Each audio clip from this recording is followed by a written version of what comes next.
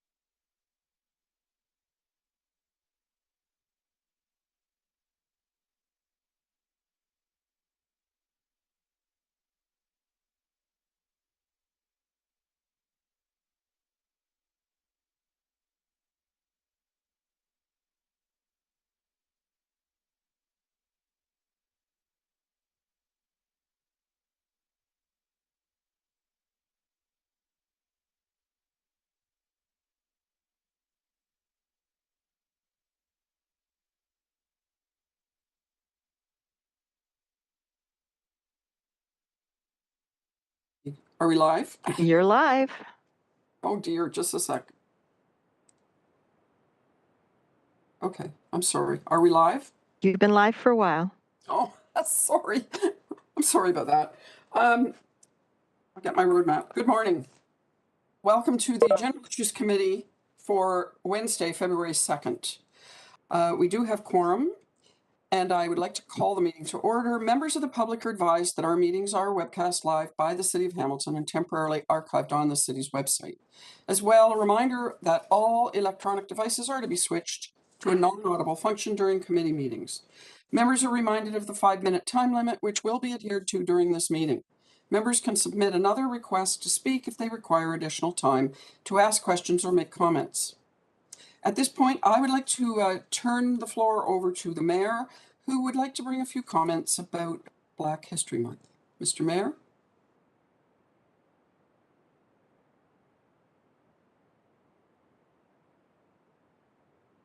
Sorry, I had to unmute myself there. Thank you very much, and good morning, everyone. And as you know, Black History Month is the month of February. It was created by a motion from Member of Parliament Jean Augustine in 1995 and unanimously supported in the House of Commons then to create Black History Month in February. And here in Hamilton, under the leadership of the Black History Council, we have engaged in a tremendous celebration of the remarkable contributions made to our city by Black leaders and residents.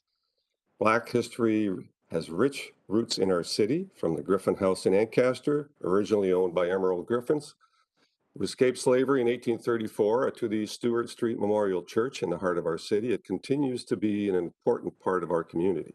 Since 1996, the Reverend John C. Holland Awards have recognized and acknowledged not only John C. Holland, but the significant contributions of Black residents in the community.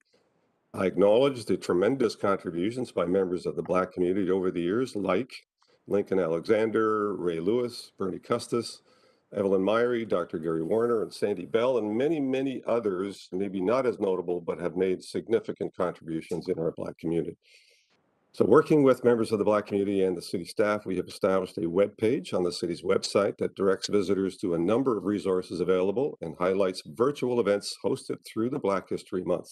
So I encourage you to visit and engage in what is being offered this year across the entire city on a virtual basis. As you know, the past 2 years have been difficult and challenging, and unfortunately, we have to celebrate Black History Month on a virtual basis, and we certainly look forward to a more personal, in-person opportunities to celebrate these important events in the near future. So from our investment in the Hamilton Anti-Racism Resource Center to our city-led initiatives such as the Hate Prevention, Mitigation, and Communities Initiatives Action Plan, we continue as a city to address and dismantle systemic racism and combat hate. So during this month and throughout the year, let us engage in the understanding, recognizing, and acknowledging the significant contributions of the Black community to Hamilton and beyond. Thank you, Madam Chair, for letting me make that statement on your behalf, and I certainly encourage everyone to participate in significant Black History Month activities virtually throughout the month of February. Thank you. Thank you, Mr. Mayor. Madam Clerk, we'll move on to item 2, which is approval of the agenda. Madam Clerk, are there any changes to the agenda? Yes, through you, Madam Deputy Mayor, we have added delegation requests from Lou Periano, President of the Realtors Association of Hamilton Burlington, respecting item 8.2, which is report FCS 21017B, vacant home tax in Hamilton. Added discussion item 10.3, the West Harbor Development Subcommittee Report 22001 from January the 17th.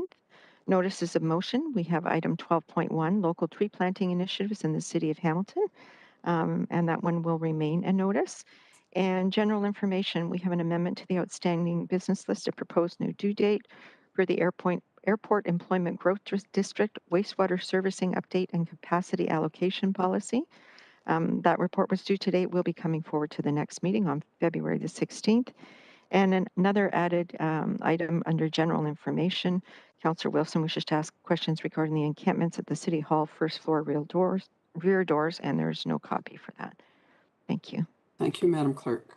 May I please have a mover and seconder to approve the agenda as amended? Councillor Johnson and Councillor Ferguson, please. Anyone have any comments? care to speak? Councillor Nan, you're voting with your thumb? Okay, the vote is on. Unfortunately, because I can't see the vote, I can't do that for you. So maybe what we're going to do is just, and the votes aren't showing, so the voting system's not working on this end. I'll just take a mover and seconder and anyone that's opposed, and then we'll have to do that. So, Okay, Councillor, if there's anybody opposed, that's all I need to know. So you have the mover and seconder in Councillor Johnson and Ferguson? Correct. And anyone opposed to the agenda as amended? I see no hands, Madam Clerk. So it is unanimous. Thank you. Okay, thank you. Thank you. And members of committee, are there any declarations of interest? I see none. Councillor Partridge? You have a Yeah, I'm so declaration? sorry. It's not a conflict of interest, but I do have a FCM meeting this afternoon at 2 o'clock. So I'll be stepping out around 1:45. Thank you. Thank you. I am going to declare a conflict with items 8.2 and 6.1.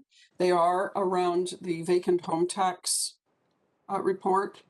And although I see that it affects more than just rental properties, my family are landlords. And so I feel that to avoid a conflict, I need to declare an interest.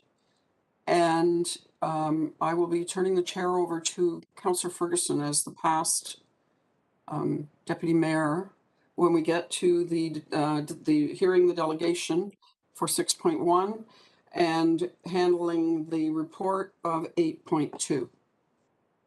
Thank you. Councillor Merla? Yes, thank you for bringing that point up, Councillor, because as a result, I need to declare an interest to prevent a conflict for the same reason, as a result of my wife and I being landlords. Appreciate your time. Thank you. Thank you, Thank you, Councillor Merla. Councillor Pearson? Yes, Madam Deputy Mayor, thank you. And I will at this time also declare a conflict as my husband and I own rental properties and are landlords. Thank you. Thank you. So, Councillor Ferguson, when we get there, I will be turning the floor over to you. And I believe Madam Clerk can send you the portions of the roadmap so that you know exactly what's going on for those items. Thank you. I was just drafting an email to her to do just that. So thanks for that. I think that'll be looked after. Thank you. Moving on to approval of the minutes of the previous meetings. There's two, January 12th and January 17th. May I please have a mover and seconder to put the minutes of January 12th and 17th on the floor? Moved by Councillor Powers, seconded by Councillor Pearson. And are there any comments about that?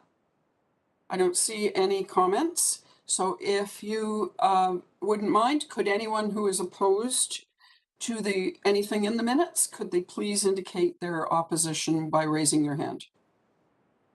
I see none, Madam Clerk, so it would carry unanimously. Thank you. And Councillor Pearson wants to speak. Councillor Vanderbeek. Sorry, Madam Deputy. My apologies, and it's more for Stephanie. Stephanie, I noticed the other day when there was a problem in the voting and your side getting to see it. Every time we do a vote on our screen right now, it comes up. I have 3 boxes showing voting in progress. We don't normally have that, and I don't know if that's what's holding you back. The whole thing is not working, so I'm not putting the votes up anymore at all.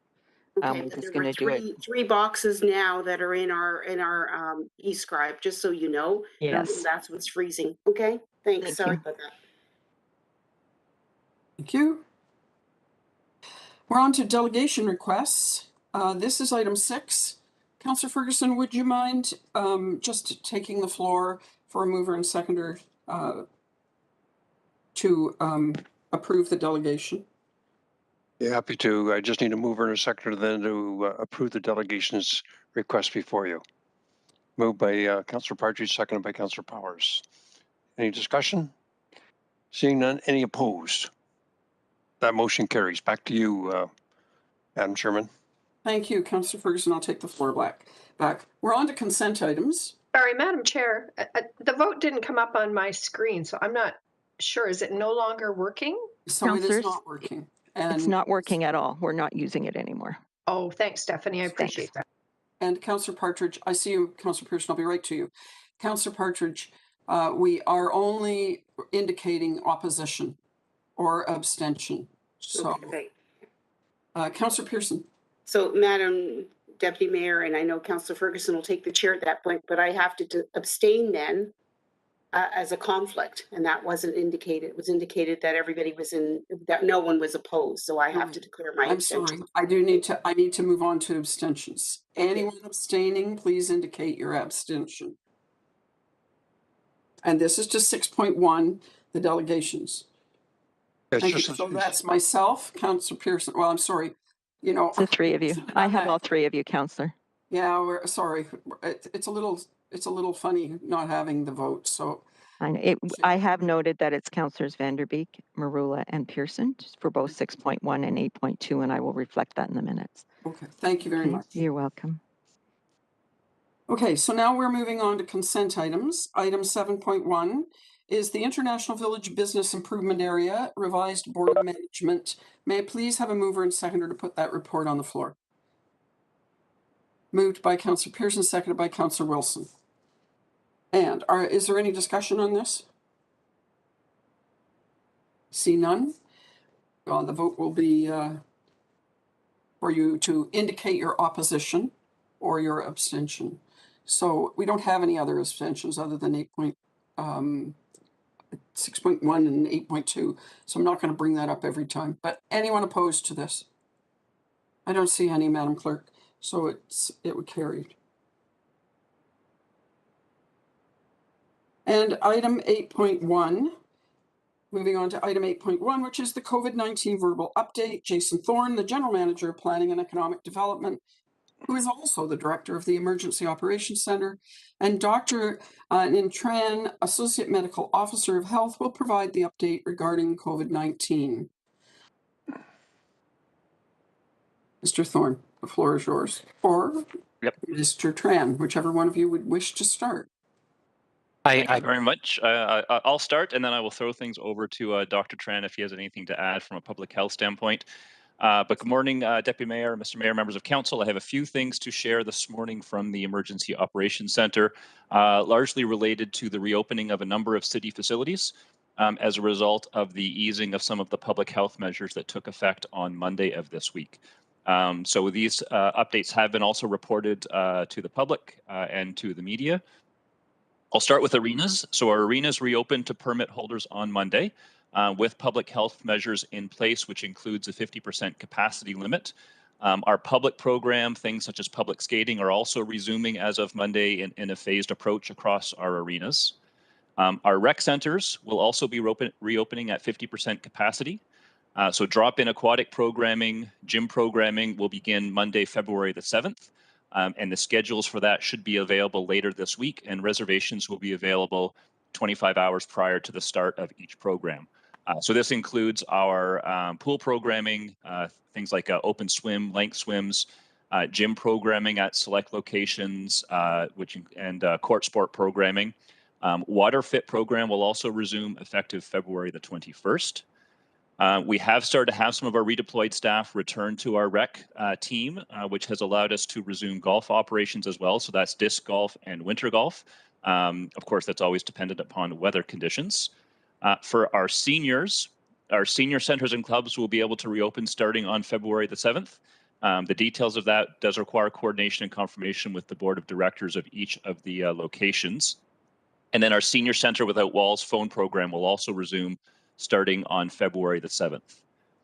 At our museums, which were also closed as part of the Step 2 restrictions that were in place for the last few weeks, we have our Dunder National Historic Site, the Hamilton Military Museum, and Hamilton Museum of Steam and Technology, all reopened yesterday. Our other museums will remain closed at this time due to the restrictions around capacity and physical distancing, and we do still have a number of our museum staff who are redeployed at our vaccination clinics. Our municipal service centers will reopen on February the 16th. We won't be requiring appointments, but there will be health screening and other public health measures in place at those municipal service centers. And marriage licenses will also start to be available on a walk-in basis beginning on February the 16th. Also on February 16th, our provincial offices administration offices will be reopening to walk-in traffic. And lastly, our Gage Park greenhouse will be reopening on February the 4th. So that's some of the services that had been closed during the step 2 that we were in for the last few weeks. With respect to our other city services, the situation remains largely unchanged from what I've shared previously. We are continuing to monitor any impacts of staff isolation, illness, quarantine, redeployment, and so on. At HSR, the revised HSR schedule took effect on January the 23rd, and that will be in operation until April the 30th. And customers can get the schedule information from our HSR Now app, as well as we're posting information on our social media channels. And then lastly, in terms of paramedics and long-term care, our staffing levels are remaining relatively stable in order to maintain existing operations in those facilities. So that's everything from a city services standpoint from EOC. And with that, I'll turn things over to Dr. Tran if he has anything he'd like to add from a public health standpoint. Dr. Tran? Thank you. Through you, Madam Chair. So the good news is that the COVID transmission rates have stabilized and in fact have continued to improve. As of yesterday, our weekly incident rate per 100,000 dropped down to 212. As you know, it was well over 500 just several weeks ago. And the number of active outbreaks went down to 56. I mean, as you may recall, we had a time where we had well over 100 active outbreaks. So things continue to improve from a case transmission perspective, which is why we, as well as the rest of the province, is continuing its reopening phase. The news from the hospitals is a little bit different. They are still strained and stretched at capacity because there's always a several week delay in terms of case rates and hospitalizations. I think the other good news is that the additional tools that we have, so the COVID care clinic that's at St. Joe's is fully up and running. That's something you've heard Dr. Packer present at one of the last Board of Health meetings. And this is to help not only get tested, but also provide any in-depth assessment and treatment options for those who to prevent further hospitalization. So that's not only if people are particularly ill, it's also and potential access for those who might not be ill yet early on their illness, but have particular risk factors such as being over 60, unvaccinated, immunocompromised, or over 50 unvaccinated with risk factors, and being eligible for some of the outpatient treatments to reduce hospitalizations. From a vaccine perspective, the vaccination rates continue slow and steady with Hamiltonians, and one of our focus activities in the next several weeks is planning very collaboratively with our school boards to further try to increase the rates of vaccinations in our 5 to 11s. We currently been offering recently weekend and evening clinics, but we are working with our school boards as per provincial alignment to provide vaccine clinics during school hours as well. So stay tuned over the next few days or week, and details will be coming shortly, and the schools will be communicating with the parents. And that is my update. Thank you, Dr. Tran. Anything further from you, GM Thorne? No, Madam Chair, that's everything from me this morning. Great. Thank you very much. I do have a speaker. Councillor Ferguson, you have the floor.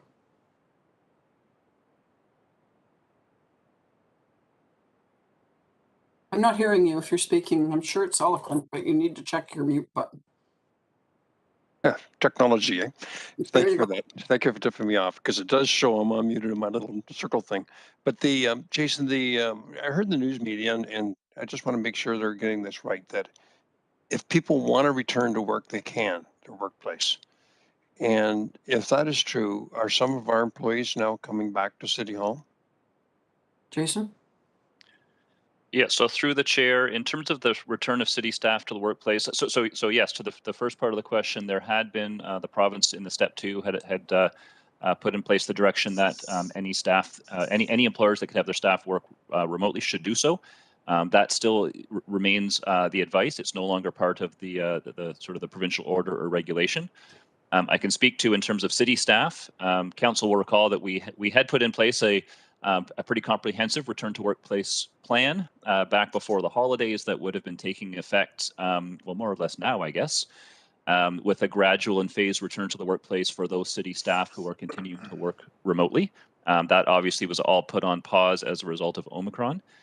So what we are doing right now is we have reconvened that reopening working group that's supporting up through SLT to kind of dust off those return to workplace plans.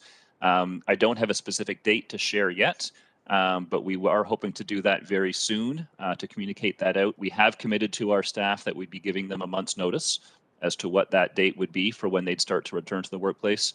I do anticipate as well that just as we had proposed previously, it would be a phased approach. So it's something that would take place over a number of weeks. So beyond that, I don't have a specific date to share yet, other than to say that that yes, we are starting to now revisit those reopening plans that were developed before the holidays, and hope to be able to communicate something on that very soon.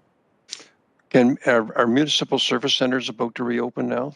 That's the first point of contact to get marriage licenses and other things as necessary. Yes, so through the chair, those will reopen on February the 16th. Okay. We won't be requiring appointments, so it will be available for walk-in. And similarly with marriage licenses, at the moment, marriage licenses are by appointment only, but those will be available for walk-in as well, starting on the 16th. Perfect. So just keep that date in mind. And lastly, some of my constituents still want to meet me, and if they want to meet me, is it okay? And if I'm okay with it, of course, we keep 6 feet apart. Can we use one of our boardrooms either at City Hall or Municipal Service Center? Jason? So through the chair, in terms of City Hall, we've continued to communicate that it's only open to the public for the purpose of coming to the first floor to access some of those first floor counters and services that are available there. We've not yet reopened it for members of the public beyond that. Again, that's part of the reopening plan that we'd be looking at bringing forward very shortly.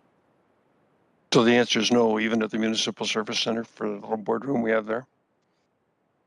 So in terms of in-person meetings, what we've been saying through the EOC is that they are discouraged for any sort of staff attending or hosting meetings. For councillors, you'll have to make your own decisions, but that's what we've advised in terms of any sort of staff meetings. Yeah, I appreciate that. I'm glad you're looking at the mid-February. That is a date that we can provide to the public when the municipal service centers will open. So thanks for that. That's all I have, Madam Chair. Thank you, Councillor. Councillor Pauls, you have the floor. Thank you. And through the chair, Dr. Can you, first of all, I'm happy that Omicron is going down and we're seeing the light. So I'm very pleased at that. But I had someone call me and said that if they're not feeling well, that the public health say, assume it's COVID. So when someone assumes that they have COVID, do they call the public health and says, I think I have COVID? How does it work? Thank you. So through you, Madam Chair, yes, there's been a certain shift in policy provincially, and includes how we treat Omicron as well as who's eligible for testing. So unless you're in certain select groups, most members of the public aren't eligible for testing. So the provincial direction is that if you have certain symptom patterns, so it's one of the 4 major symptoms: fever, cough, shortness of breath, change in taste or smell, or 2 the more minor symptoms. You are presuming that you have COVID, and you don't need to contact anyone. Other than you presume you have COVID, you notify your close contacts, and you isolate for 5 or 10 days, depending on whether you are fully vaxxed or not. So there's no need to contact local public health about this or anyone. I think the main part is staying home, and also notifying people who you've been particularly in close contact with, and and definitely your household members. It's so the numbers could be more or could be less. We don't know really. Oh, the case numbers are definitely an underestimate of the total number of case counts. I mean, they've always been an underestimate because it requires lab-based testing. Because of the changes in eligibility testing, we know it's not representative of the total number of cases out there because most of us aren't eligible for testing, but we can start seeing trends and patterns. So, as we've kept the same eligibility in terms of testing, and those numbers continue to go down. Our percent positivity, which at one point was over 30%, where 30% of people got tested, end up being positive. We're seeing numbers half of that now. So and our number of outbreaks continue to go down. So we know from a number of indicators that the pattern and the transmission and case rates are going down, but we can't give you an exact number of how many actual cases there are in Hamilton with confidence. Yeah, it's really mind-boggling that you could be in the same household. One has Omicron and the other one doesn't when we get tested. It's really mind-boggling because it happened to our family. My mother-in-law has COVID, but I don't, and we got tested. So the one that has Omicron, are we supposed to call in the health department? So if we get tested, we assume, she probably has it, and we test her. We test her with those kits. Do we supposed to report it? So through you, Madam Chair, there's no need to report to local public health. I think really the only time to report it is like our resources are focused to the highest risk settings. So those are like hospitals, congregate care settings, long-term care, retirement homes, that type of thing. So I mean, we would want to know about it if you're working or living in one of those settings. But otherwise, if you're out in a member outside of those settings and part of the general community, there's no need for us to know about it. It's really 5 days, right? It's 5 days if you are fully vaxxed or you've had at least 2 doses of the vaccine. It's still 10 days for both isolation and quarantine if you have 1 or no doses of the vaccine. Okay, thank you for that. Can I just ask one question to Jason, please? And the question is regarding the ice rinks. Is hockey teams playing or are they practicing like before? Because it's 50%, and I remember they couldn't play games, but they could practice. Dr. Tran? So through the chair, and is effective as of this week, so any of the permit holders, and that includes the hockey leagues, are able to sort of resume. There is the 50% capacity limitation that generally doesn't have an impact in terms of on ice because the capacity is fairly large on ice. So those permit holders were able to resume this week. The public skating, public programming is starting to reopen this week, but that is being phased across a number of arenas. So the schedule there may vary a little bit. Thank you.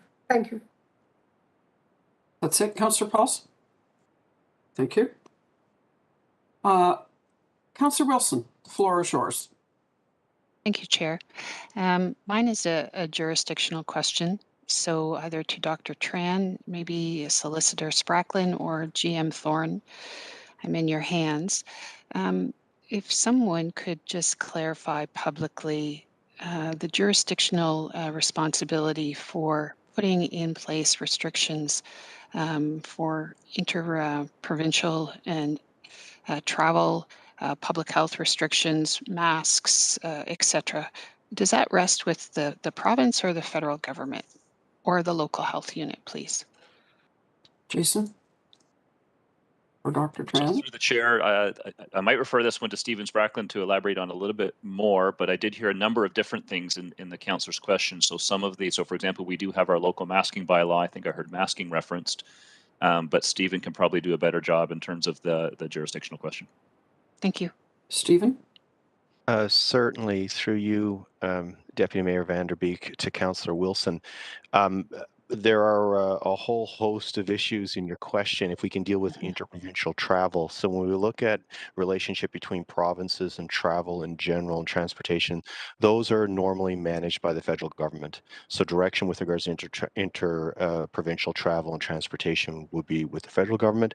When it comes to things like masking and the implementation of some control measures, they can be dictated by the province and they can be provided for with regards to public health initiatives through the ministry. They can also be dealt with through our regional public health authorities, and they can be dealt with through Section 22 orders of letter of instruction, and then they can also be dealt with through municipalities with regards to overall health and safety considerations with regards to enforcement of bylaws. So control measures and PPE can be dealt with at those three levels, depending upon the rationale and justification for it. And I think the masking, control measures, and interprovincial travel, those are the three elements that you raised. Is there any other questions or clarifications required? Councillor Wilson, if you could just give me 1 second. Sorry, Stephen, I didn't want to interrupt your train of thought when you started to answer, but would you mind just identifying yourself just for the public? Oh, certainly. My apologies, Deputy Mayor Vanderbeek. City Solicitor Stephen Spracklin. Thank you. And tax expert. and tax expert. Thank you, Councillor Wilson. Councillor Wilson, do you have other questions? No, thank you. I just wanted to take an opportunity for Solicitor Spracklin to set that out. I know we feel a great deal of sympathy and likely anger at what is going on in the nation's capital, and clarity on who does what I thought was important for the solicitor to bring to the discussion.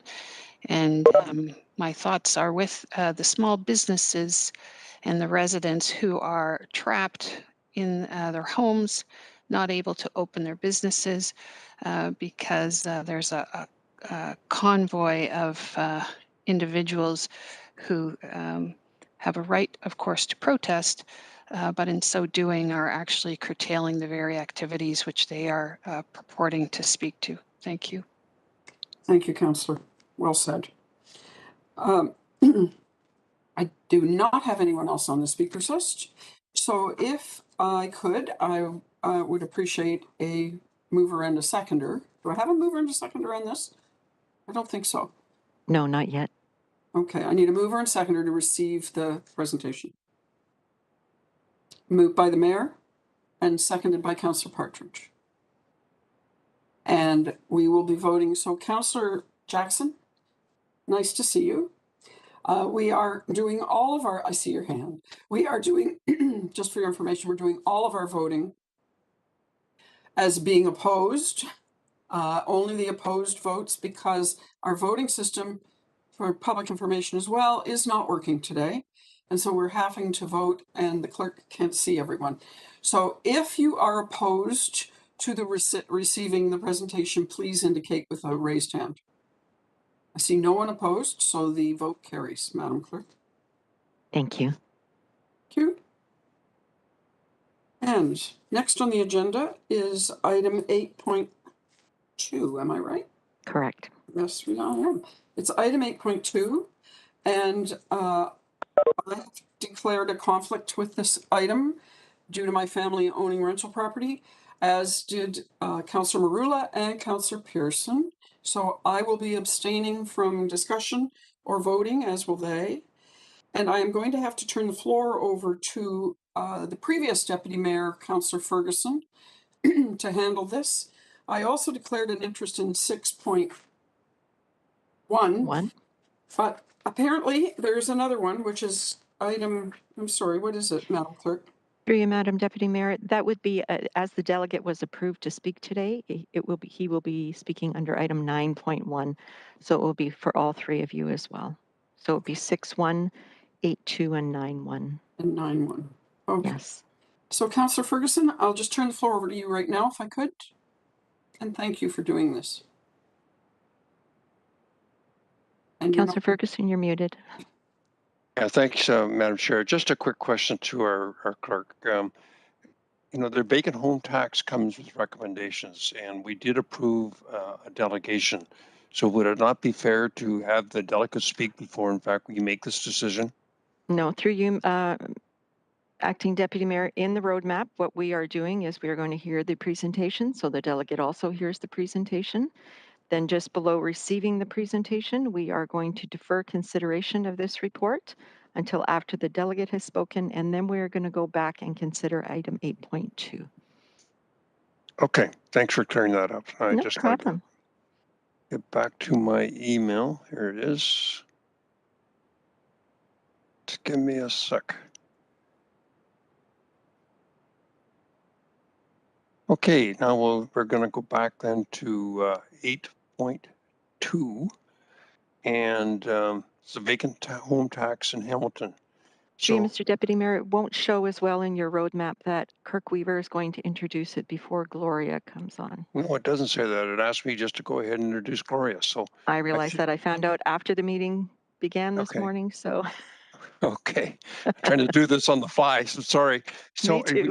we should go to Kirk Weaver then to introduce Gloria, the Senior Tax Policy Advisor, who will make the presentation. So Kirk, yeah, I guess the floor is yours. Good morning, committee, and through the Deputy Mayor. I'm Kirk Weaver, the Manager of Budgets and Fiscal Policy in the Corporate Services Department. Just as Gloria is getting ready to load up the presentation, I just wanted to make a few introductory comments. At today's meeting, you'll be considering our report on the vacant home tax in Hamilton. And I'll just briefly introduce it and summarize the recommendations, and then ask Gloria to take you through the balance of the presentation, which will outline in a little more detail some of the proposed program details. In addition to Gloria and myself, Brian McMullen, the Director of Financial Planning, Administration and Policy, will be available to, we'll do our best to answer your questions. So Gloria, if you want to go to the next slide. The report before you contains 3 recommendations that, if adopted, would move the city towards the implementation of a vacant home tax program beginning in the 2022 taxation year. The first recommendation seeks authority for the city to request the necessary provincial designation under the Municipal Act to implement this program. Under the legislation, the Minister of Finance has to designate a municipality in order for us to be able to impose the vacant home tax, and they would need to provide that designation to us in this year in order for us to begin the program in the 2022 taxation year. The second recommendation seeks approval for the expected cost for implementation and an initial launch of the program in 2022, and the proposal is for these costs to be funded from an internal loan from the Investment Stabilization Reserve. Those costs are estimated at about $2.6 million. And funding would be, like as I mentioned, through the loan, and that loan would be repaid through the revenues collected through the program over a 5-year period beginning in 2023. And the third recommendation addresses the expected ongoing cost to administer the program and the expected resourcing needs. And the recommendation is that these costs and resource needs be referred to the 2022 budget discussions. The expectations these costs would also be funded from the revenues generated from the program, resulting in no net levy impact. The estimated gross annual operating costs would be $2.2 million. And we're estimating, based on information from Vancouver and other areas that are in Ontario that are looking at implementing this program, that we would require 16 FTEs for the ongoing administration of this program once it's fully implemented. The report in Gloria's presentation will provide some of the details on these financials. And going to the next slide, just before I turn it over to Gloria, I wanted to just provide a brief history of how we got to this report. Back in February of 2021, responding to previous council direction, staff brought an information report forward that outlined some of the implications of imposing a vacant home tax within the city of Hamilton. Through that report, direction was received that led to a second report, also an information report in July, and it was a joint report with Planning and Economic Development that provided additional information on the Hamilton Vacant Building Registry and information on implementation of this type of a tax program in other jurisdictions, as well as some housing and census information on Hamilton's rental market. That report resulted in further direction from Council to undertake some public engagement, the results of which are outlined in an appendix to this report. And as well, staff was directed to undertake the development of a framework for the program and consideration of the resources that would be required to implement and administer the program, which is the report that is before you this morning. I'll turn it now over to Gloria to take you through the balance of the presentation. Thank you, Kirk. Gloria Rojas, Senior Tax Policy Advisor, through the chair. The tax on vacant residential units was first introduced in the Ontario's Fair Housing Plan of 2017 to address housing issues. The main objective of the implementation of the tax is to encourage owners to rent out empty properties in order to increase the supply of affordable housing. This tax is designed primarily as a housing tool rather than a revenue tool. However, a secondary outcome of the tax would be additional revenue for the municipality. With the purpose of getting input on the need to implement the vacant home tax, an online survey in the Engage Hamilton platform was launched from September 7th to September 30th of last year. There were a total of 3,860 responses, and these are some of the highlights. 91.4% of the respondents support the idea of a vacant home tax. 71.5% think that the number of vacant homes in Hamilton is negatively impacting the supply of affordable housing. 80.7% support a mandatory declaration, and 52.7% support a tax rate of 2% or more for vacant homes. The details of the survey are included in Appendix B to the report, as well as the response from the West End Hamilton Builders Association, which is included in Appendix C. Staff has developed an initial framework for the vacant home tax. Should Council decide to implement the tax, staff will undertake further study and develop a complete framework. Once the city has been designated by regulation, detailed policies and the supporting bylaws containing the details of the program will be prepared for Council's consideration. If the recommendations presented today are adopted, the first reference year would be 2022, and mandatory declarations regarding the status of the properties would have to be completed early in 2023. The tax would apply only to residential properties that have been unoccupied for more than 6 months during the preceding calendar year. There will be some exceptions, such as vacancy due to the death of the owner, or if the property is undergoing renovations or is listed for sale. The initial tax rate would be 1%. This program would require a mandatory declaration. There would be audits throughout the year, with all the properties that declare an exception being audited. We will need also a dispute mechanism in place. And also there will be penalties for failure to make a declaration, for false declarations, and also late payments. The details of the items that we need to consider and define for the implementation of the tax are included in Appendix B to the report. As it has been mentioned before, the biggest challenge is that the number of empty properties is unknown. However, staff has estimated this number to be around 1,135 properties, which is equivalent to 10% of the unoccupied properties reported by the census in 2016. With this number, the estimated revenue would be $4.3 million for the first year with a tax rate of 1%. Implementation costs are estimated at $2.6 million, and that includes the development of the software and the taxation and collection systems, as well as the development of the mandatory declaration, the development of the administrative processes, the audit and appeal processes, as well as education and awareness campaigns. Annual operating costs are estimated at $2.2 million, which includes 16 FTEs, billing, printing, communication, audit, and dispute resolution costs, as well as the interest on the loan. The report illustrated 2 scenarios that we are going to see in the next slides. This first table outlines the estimate on the net revenue that the program will generate in the first 6 years. Following Vancouver's experience, the estimate assumes a reduction of 20% in the number of eligible properties in the first year, followed by a gradual reduction of 5% every year. Although the number of properties is expected to decrease every year, costs do not decrease, as some of these costs are related to the maintenance of the IT solution and the printing and mailing of the declarations, which do not depend on the number of properties paying the tax. The bulk of the associated costs are for the staff who will be administering the program and still have to review all the declarations, which for 2021 was approximately 176,000, and this number is expected to increase as the city is experiencing interesting growth. So they will have to review the declarations, perform the audits, follow up on payments, etc.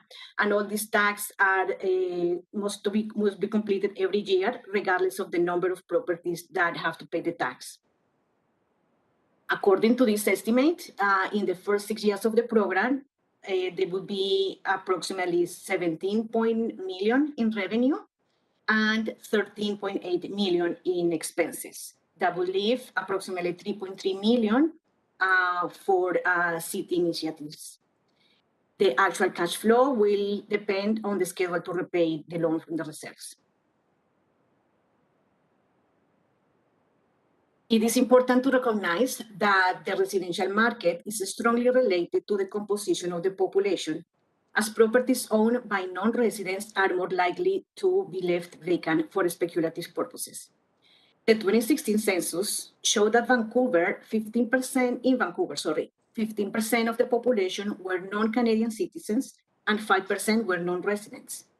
In contrast, in Hamilton, only 6% of the population were non-Canadian citizens and only 1% were non-residents.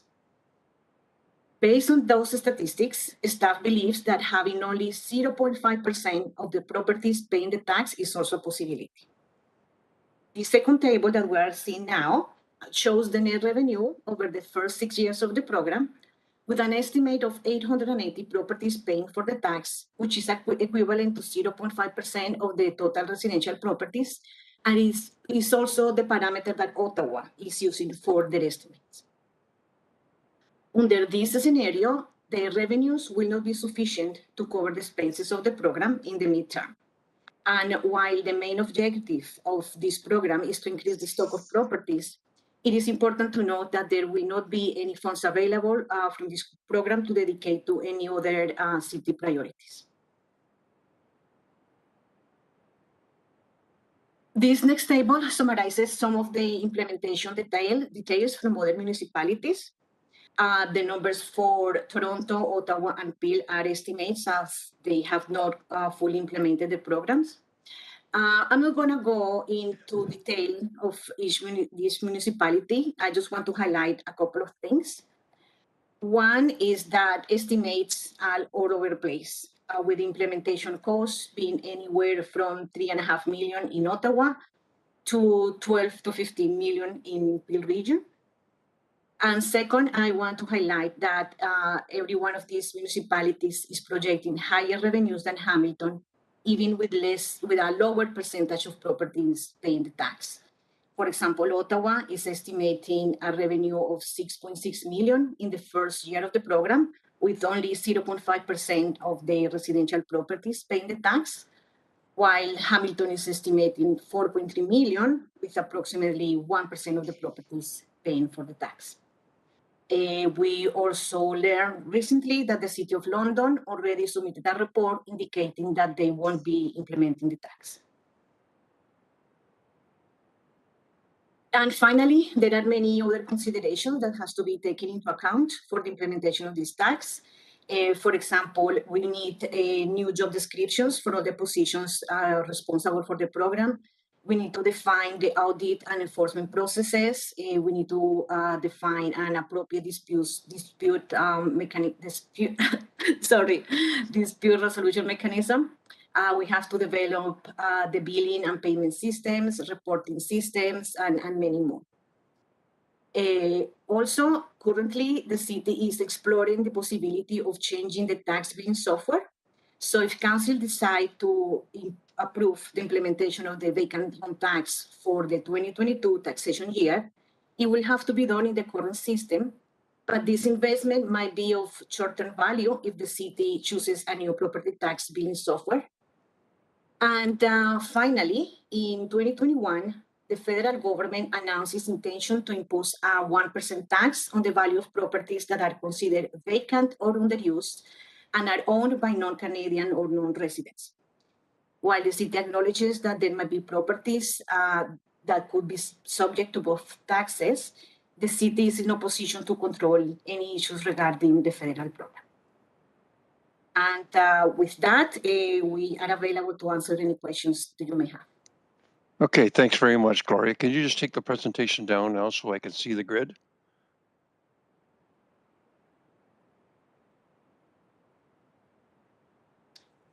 So? There we go. Okay, any questions of staff? Councillor Nan. Thank you, through you, Hold Acting on, I'm sorry, Councillor Nan. Just Oh. let me check the chat first to make sure that I'm not going out of order.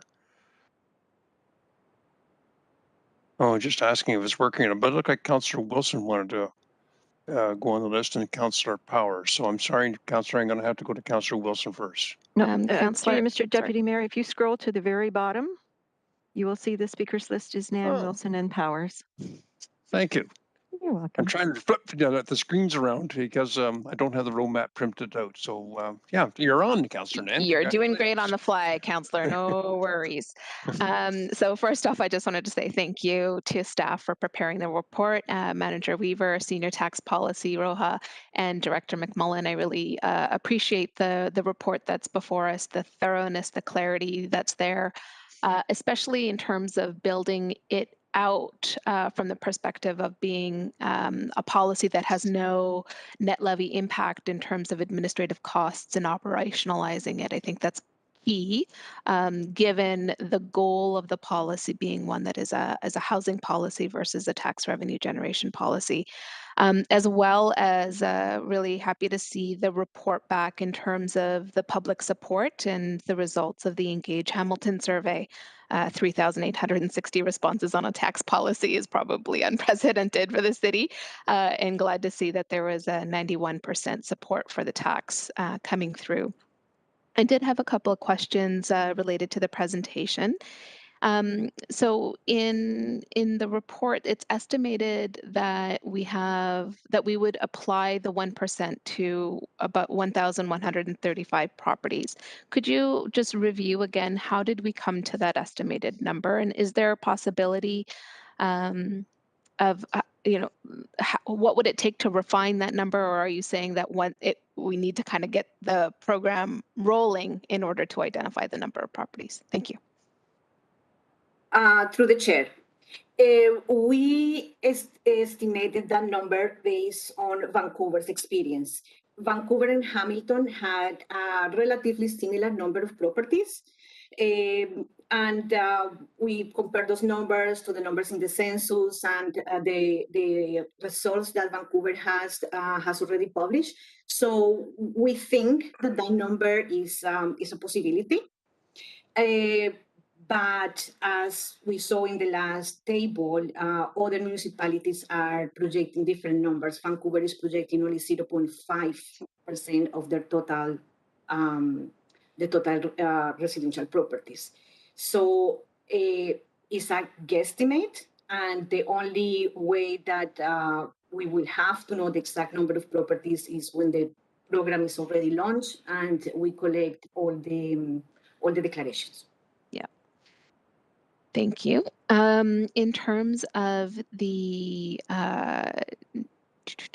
net revenue that's estimated that the program will provide to the city, being about almost half once you think about the administrative costs and the projected 4.3 first year implementation. In terms of what municipalities can then use those revenues towards, is there any clarity at this point around any limitations or possibilities for that?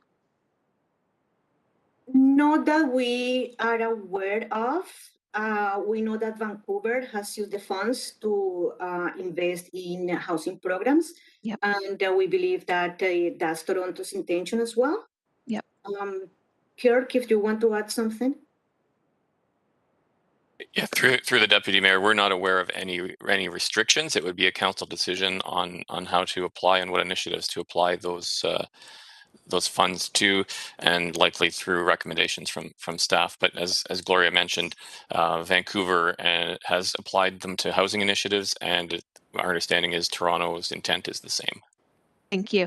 And in terms, Ottawa too, isn't it, Kirk? I was going to say Ottawa. Yeah. Yeah. Okay, go ahead. That's correct. Yep. So that's a really important piece, because I think for us as a council, as we hopefully move this work down the line towards implementation, I think the next key conversation for us to have as a council is defining what those revenues are going to go towards. And Kirk, you mentioned that there's the potential here of having staff help inform the appropriate framework for that. What would be the reasonable next steps if council were to approve the recommendations here in terms of identifying the potential uses of funds? Through the deputy mayor, we would first need to get the program up and running and have an understanding of what revenues are available. And I would expect there would, in terms of developing recommendations, there would be senior leadership conversation, likely, and I don't want to presuppose SLT conversations, but likely through budget processes in terms of what programs and initiatives, given the available funds, would be most appropriate and most suitable to council priorities. Excellent, thank you. And in terms of the exemption properties, I think the might speak a little bit more in terms of the details in the report appendix, but it's proposed that this, if we were to go down this, and recognizing this is a draft framework and yet to be finalized, apartments wouldn't be included, that we would be focusing on those residential properties that are classed according to MPAC as RTs and being unoccupied for 6 months. Could you share any insight from other comparator municipalities as it relates to condo apartments and whether or not they are also taxed in their vacant home taxes? I guess it's just Vancouver at this point. We have to follow Ontario's regulation that Okay. says that only residential properties are to be applied in this tax. Condos are residential properties. Rental apartments are not included. Got it. Okay. Perfect. Are you finished up now, Councillor Nan, because you're getting to the end of your time? Last question would be, what are the steps and timeline that would be needed for moving the draft framework to a final version? So recognizing we need to get the authority from the ministry first, we need to get the program up and running, but what would staff predict as being the timeline for finalizing the framework? Thank you. That's my last question. That's probably for Kirk, is it? Yeah. Kirk? Through the chair, the proposal would first need to, and the framework would need to be reviewed by the province. And if they had any questions, I will say that in our discussions with the province, they haven't outlined a specific timeline and framework for the process they would go through to get ministerial approval. But our expectation is that once we submitted a draft framework, and the proposal before you in the report, if we were to implement for 2022, we would need to have that framework up and running by the second half of this year, so that we could implement with respect to the staffing issues and the administration of the program. Excellent. Thank you both. Okay, so our next speaker is Councillor Wilson. Thank you very much. Like the last speaker, I would like to thank and recognize the work of staff, their diligence that was applied to this task. And I'm very appreciative of the assumptions that are clearly laid out in the report, informing your methodology and where you arrived as you did. So thank you for that. I have a question, just it's kind of the investment stabilization reserve is identified as the lending or the source of where the funds will come initially to fund this. I'm just curious how much is presently sits in that reserve, if anyone can answer that. Through the deputy mayor, the projected year-end balance for 2021 is just short of $47 million in that fund. Thank you. And through the chair to Mr. Weaver, any stipulations set out on how it can be used? I don't have the detailed mandate of for that reserve, but it has traditionally been used for this type of initiative, not specifically to a tax, but to a new program that needs to get up and running, and loans have been provided from this reserve in the past, subject to their repayment. We could have some fun. Go to the acting GM, Mr. Spracklen, for that answer. You're on the ball today, sir. So just embedded in the word, then it's assumed that it will be self-financed, that an investment will be generated. It goes back in to replenish the fund. I'm assuming that is generally the purpose of it. Correct? That's correct. Okay, thank you very much. Thank you to Councillor Nan for the question about when will this council, if it decides to proceed in this direction, have an opportunity to determine the investment priority for the net revenue. And I believe you stated that it would be made after it's operational and once we determine the kind of incoming revenue. Just to clarify that answer, please, through the chair. Through the deputy mayor, that would be my expectation. Is we would need to have some initial certainty around what funds are actually available for investment, and then determine which initiatives would best be funded from those funds. Thank you. I was wondering, for my benefit and those who are interested and read the report, at the bottom, Ms. Roja referenced a change in software as sort of a flag. If I understood it correctly, we have an existing software. We will require different software in proceeding. Could I ask for some clarity on that, please? Yes, through the chair. We have a current system that will not support this the implementation of this particular tax. We will have to invest in developing a solution that supports this tax. And considering that the city might change the existing tax software, the investments to implement the tax in this solution will not be, it could not be moved to the new solution that we might buy. So pretty much we would have to spend the money now to implement a solution that is not going to be useful if we change the software in the future. Thank you. Thank you very much. Two further questions, if I could, through the chair to Mr. Weaver.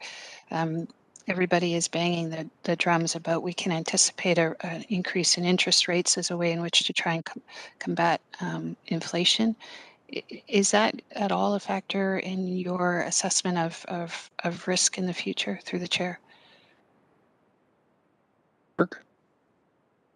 Through the deputy mayor, it didn't factor specifically into the analysis that Gloria has done. Future changes in interest rates and will obviously presumably affect the housing market, which but we haven't built in a specific inflationary impact into this analysis, if I'm understanding your question correctly. Thank you. My question is, the commodification of housing is largely based on the fact that the interest rates are so low that you can carry a significant inventory without a significant financial risk. That's what was rooted in my question. If we see interest rates go up, then the cost of carrying commodities like housing could present a greater risk to folks, and they might be willing to part with them sooner than later. Yeah, sorry. So through the deputy mayor, I think that would be part of the table 2 in the report, where we analyzed a fewer number of properties being vacant at the 0.5%. So that is the risk factor built into the analysis, that if fewer properties are eligible to pay this tax, then the risk is that the program is not self-sustaining at a 1% tax rate. It would need to be a different tax rate to be self-sustaining. Oh, right. Okay. Thank you very much for that clarity. And the final question, Chair Ferguson, is in the home builders letter, and you hint on, you reference this at the end of the report, but I wanted to you to have an opportunity. I think the home builders are suggesting that this initiative might could be a duplication of efforts, that they reference a federal initiative aimed at vacant properties, and that I think the home builders are suggesting that we should wait until that federal program is set out to judge its a success and to ensure that we're not duplicating. But I think there's a distinction that you make in your report about it, and if you could clarify that for me, and that's my question. Thank you. And right on time. Through the deputy mayor, I think I'll let Gloria tackle that question in terms of the distinction between the two programs. Thank you. Thank you, Kirk. Through the chair, the federal government is targeting properties owned by non-Canadian citizens and non-residents. The city's program would be to any property that is vacant. We have no way of knowing who owns the property.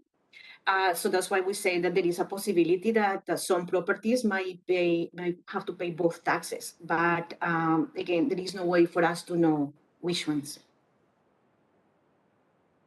Okay, so Councillor Wilson, we'll move on now to Councillor Powers. I want to thank both the staff for not only the very detailed presentation, but also the background report that was provided to us. I see this as a bit of a carrot and stick. Ideally we want no vacancy at all. Anyone who wants to live in Hamilton should have the opportunity to do so, obviously within their means. And if we could make this suggested program self-redundant by having all those vacancies filled, that's a great achievement in itself. But the likelihood of that happening is unlikely. I look at the chart number 9, and you indicate, and either the two speakers, is this year is basically set-up year. And that's obviously subject to approval by the provincial government. As we know, we're soon into a provincial election. Who knows whether they're even prepared to make a decision on anything as you head towards a provincial election from that standpoint. But all the expenses, I'm going to say, and I ask for this, there would be nominal investment in prepping for the program to move ahead, assuming that provincial approval is achieved. So no significant investment would take place. That's a question.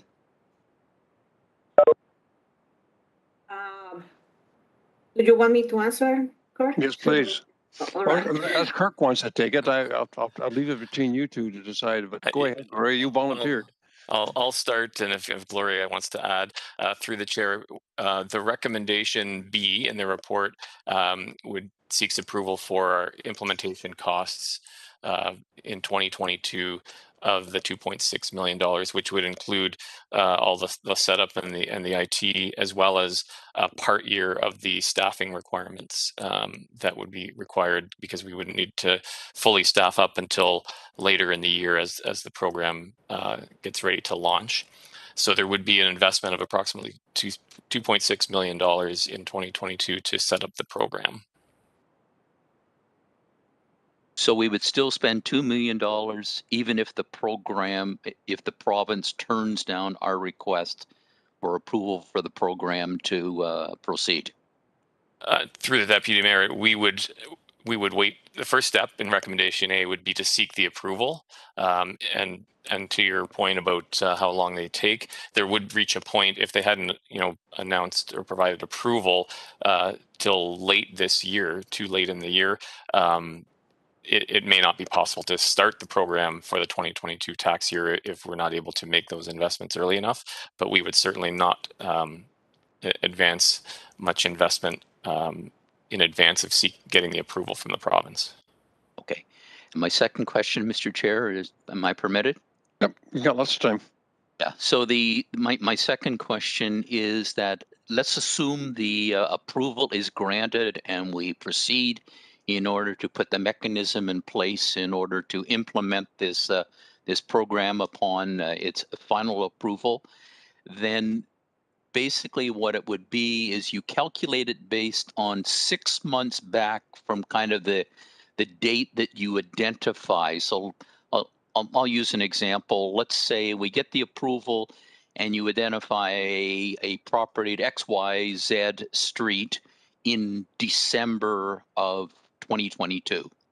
Therefore, they would be granted until, I'm going to say, May, June of 2023 in order to have vacancy, and failing that, then they get added to the list, and therefore they're eligible or subject to the penalty that we're proposing.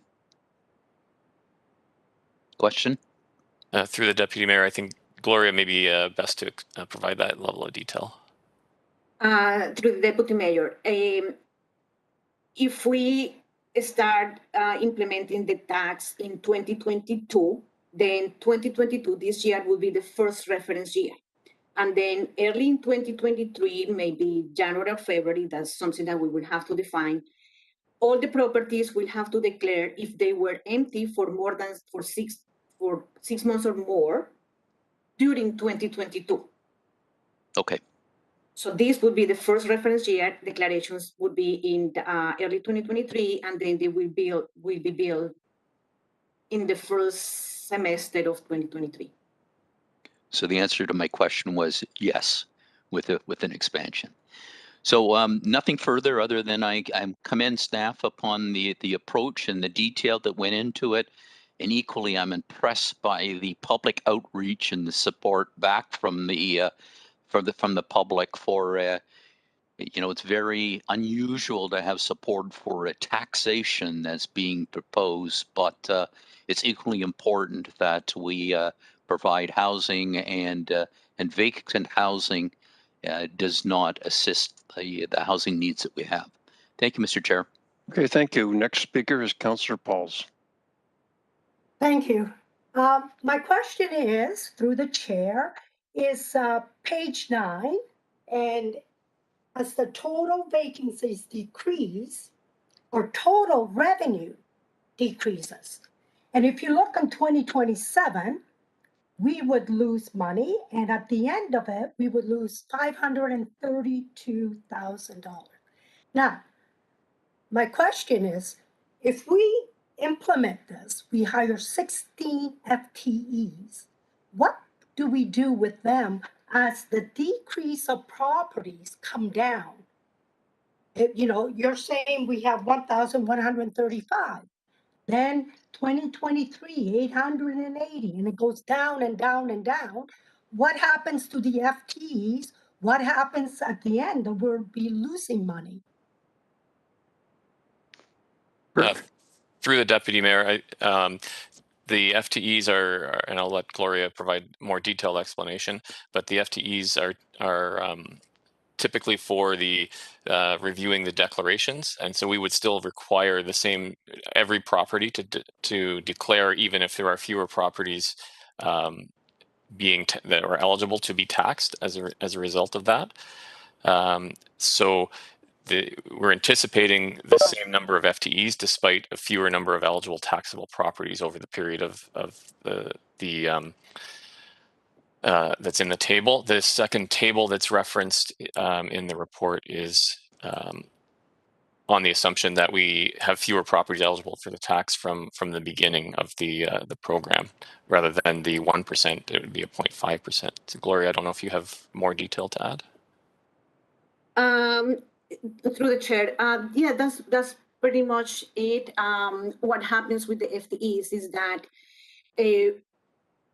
it's a very manual process because then we will have to review all the mandatory declarations, which, as I said, like for 2021 is 176,000. But if the city continues to show the same residential growth that has happened in the last several years, this number of properties are going to increase.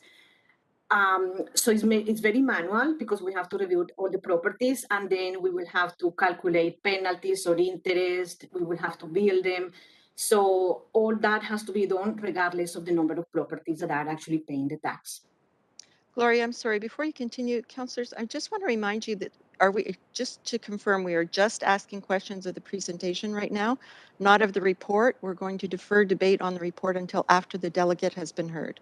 So there should only What be I've been questions. hearing is they've all been asking questions of staff. Staff have been diligently answering them, but I'll be cautious of that if someone starts to debate the issue. And I was referring to page 9, where it says that we will, 532,000 by 2027. So I don't think, I'm just asking for the report here. The next question, and I hope I can ask, if not, I'll wait, is the exception.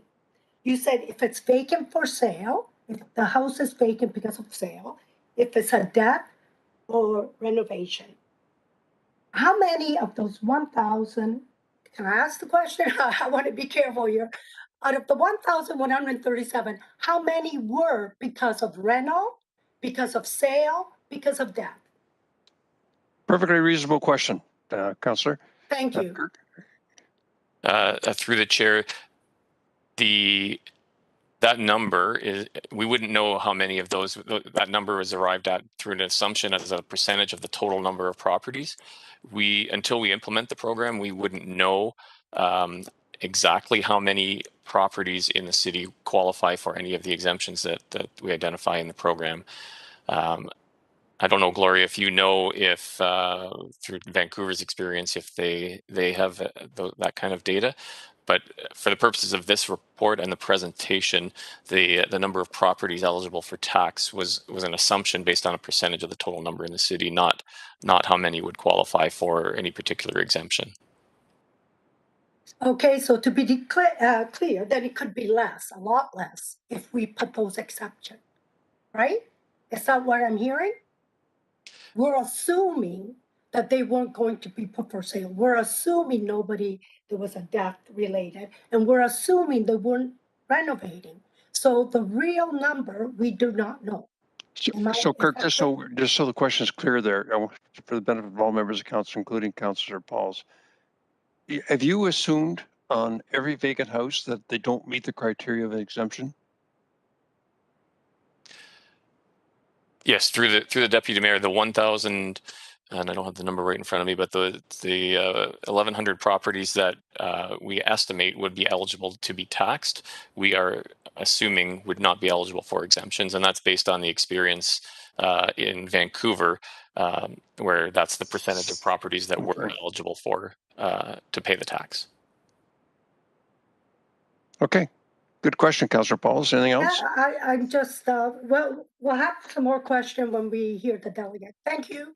Okay, Councillor Jackson. Deputy Mayor Ferguson, good morning. I want to apologize to all my colleagues and staff in the last hour or so. Just had a medical emergency in the family, had to get to the doctor, and a couple of constituent emergencies as well. So I sincerely apologize for missing the presentation and keeping you folks waiting. Never apologize. Family first. Thank you, Acting Deputy Mayor. I think my questions are going to be earmarked for the report on A, B, and C. I know as part of the presentation, since I missed that, why don't I save my questions and my comments when we get to the actual report? Keep me on your list then, Acting Deputy Mayor, in light of the tech problems. Thank you. Okay, so Madam Clerk, I see there's no more speakers. Oh, it looks like Mayor Eisenberger's come on. Mr. Mayor. I took myself off, actually. Thank you. I'll deal with the report as well. So, Madam Clerk, I don't see any more questioners. Do you? No, through you, Mr. Deputy Mayor, there are no more questioners. And I'll Okay, move so- to receive the report. Okay, thank you. Just going to go to that. Thank you, Your Worship. Seconder, receive the report. Receive the presentation. The presentation, sorry. Thank you. Seconded by Councillor Powers. Discussion on that? Anybody opposed? And that motion carries. So as there's a delegation attendance to speak to this matter, we'll need a mover and a seconder to defer consideration of the report until after the delegate has been heard. And I'm a mover and a seconder to defer then. Moved by Partridge, seconded by Farr. All in favor? Or sorry, anybody opposed? I'm trying to switch the screens without thinking this thing through. Okay, so that carries. So we now have a presentation from, and Lou, if I mispronounce your last name, please correct me. Lou Periano, President of the Realtors Association of Hamilton, Burlington. Are you on the screen, Lou? Are you? I hope you can hear me. I hear you fine. I can't see you. There you are. Okay, go ahead. You have the floor. Thank you so much. Good morning, everyone. And Mr. Chair, thank you very kindly, and members of the committee. My name is Lou Periano, 2022 President of the Realtors Association of Hamilton Burlington, and I'm here today to speak on behalf of the over 3,700 professional members of our not-profit association established 101 years ago. We appreciate the opportunity to present to you regarding the proposed implementation of a vacant home tax here within the city of Hamilton. The Realtors Association believes that good governance comes when public policy is data-driven, results-based, and contributes to the common good. To this end, our intent today is to share our outlook on this topic so that you can make a balanced and informed decision about charging a vacant home tax. Now, many of my points that I was going to make, and I will be brief, were already covered by the very insightful questions of some of the members, as well as Mr. Kirk and Ms. Rojas.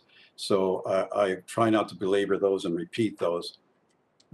Housing is a human right, and the Realtors Association fully supports a comprehensive strategy to increase housing supply, including densification and the construction of new housing. While the Realtors Association is strongly in favor of increasing the supply, it is skeptical regarding the implementation of vacant house tax to achieve that. We note that in Vancouver, where that tax was introduced in 2017, it did not adequately improve housing supply, which led to the city implement stricter policies such as limiting Airbnb rentals, increasing foreign buyers tax from 15 to 20%, and raising the vacant home tax from 1.25 to 3%. To date, we know of no evidence such a tax would work to achieve its stated goal. And as we've already heard, there is much estimation, you might even say speculation, as to how this could work. The Realtors Association is opposed in principle to imposing taxes on what should be every property owner's right to use or not to use their property. Indeed, encroaching on owner property rights can be a slippery slope and not to be taken lightly. Unfortunately, our Constitution and Charter have no protection for property rights, so it falls to you at this level to be vigilant. Should Hamilton still proceed with an implementation of such tax, we believe it could prove unfair under many circumstances.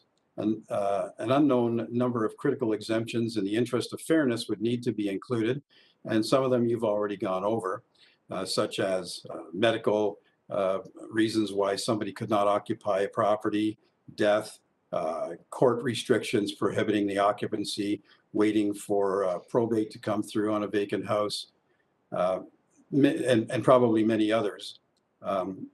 One that I didn't hear was, for example, snowbirds who may not occupy the property for a great length of time, and business owners who may have businesses in disparate cities that would travel back and forth and use this on occasion. But more to the point, any such tax does not guarantee more supply, but may simply go down as an extra cost of doing business in Hamilton, therefore discouraging economic investment.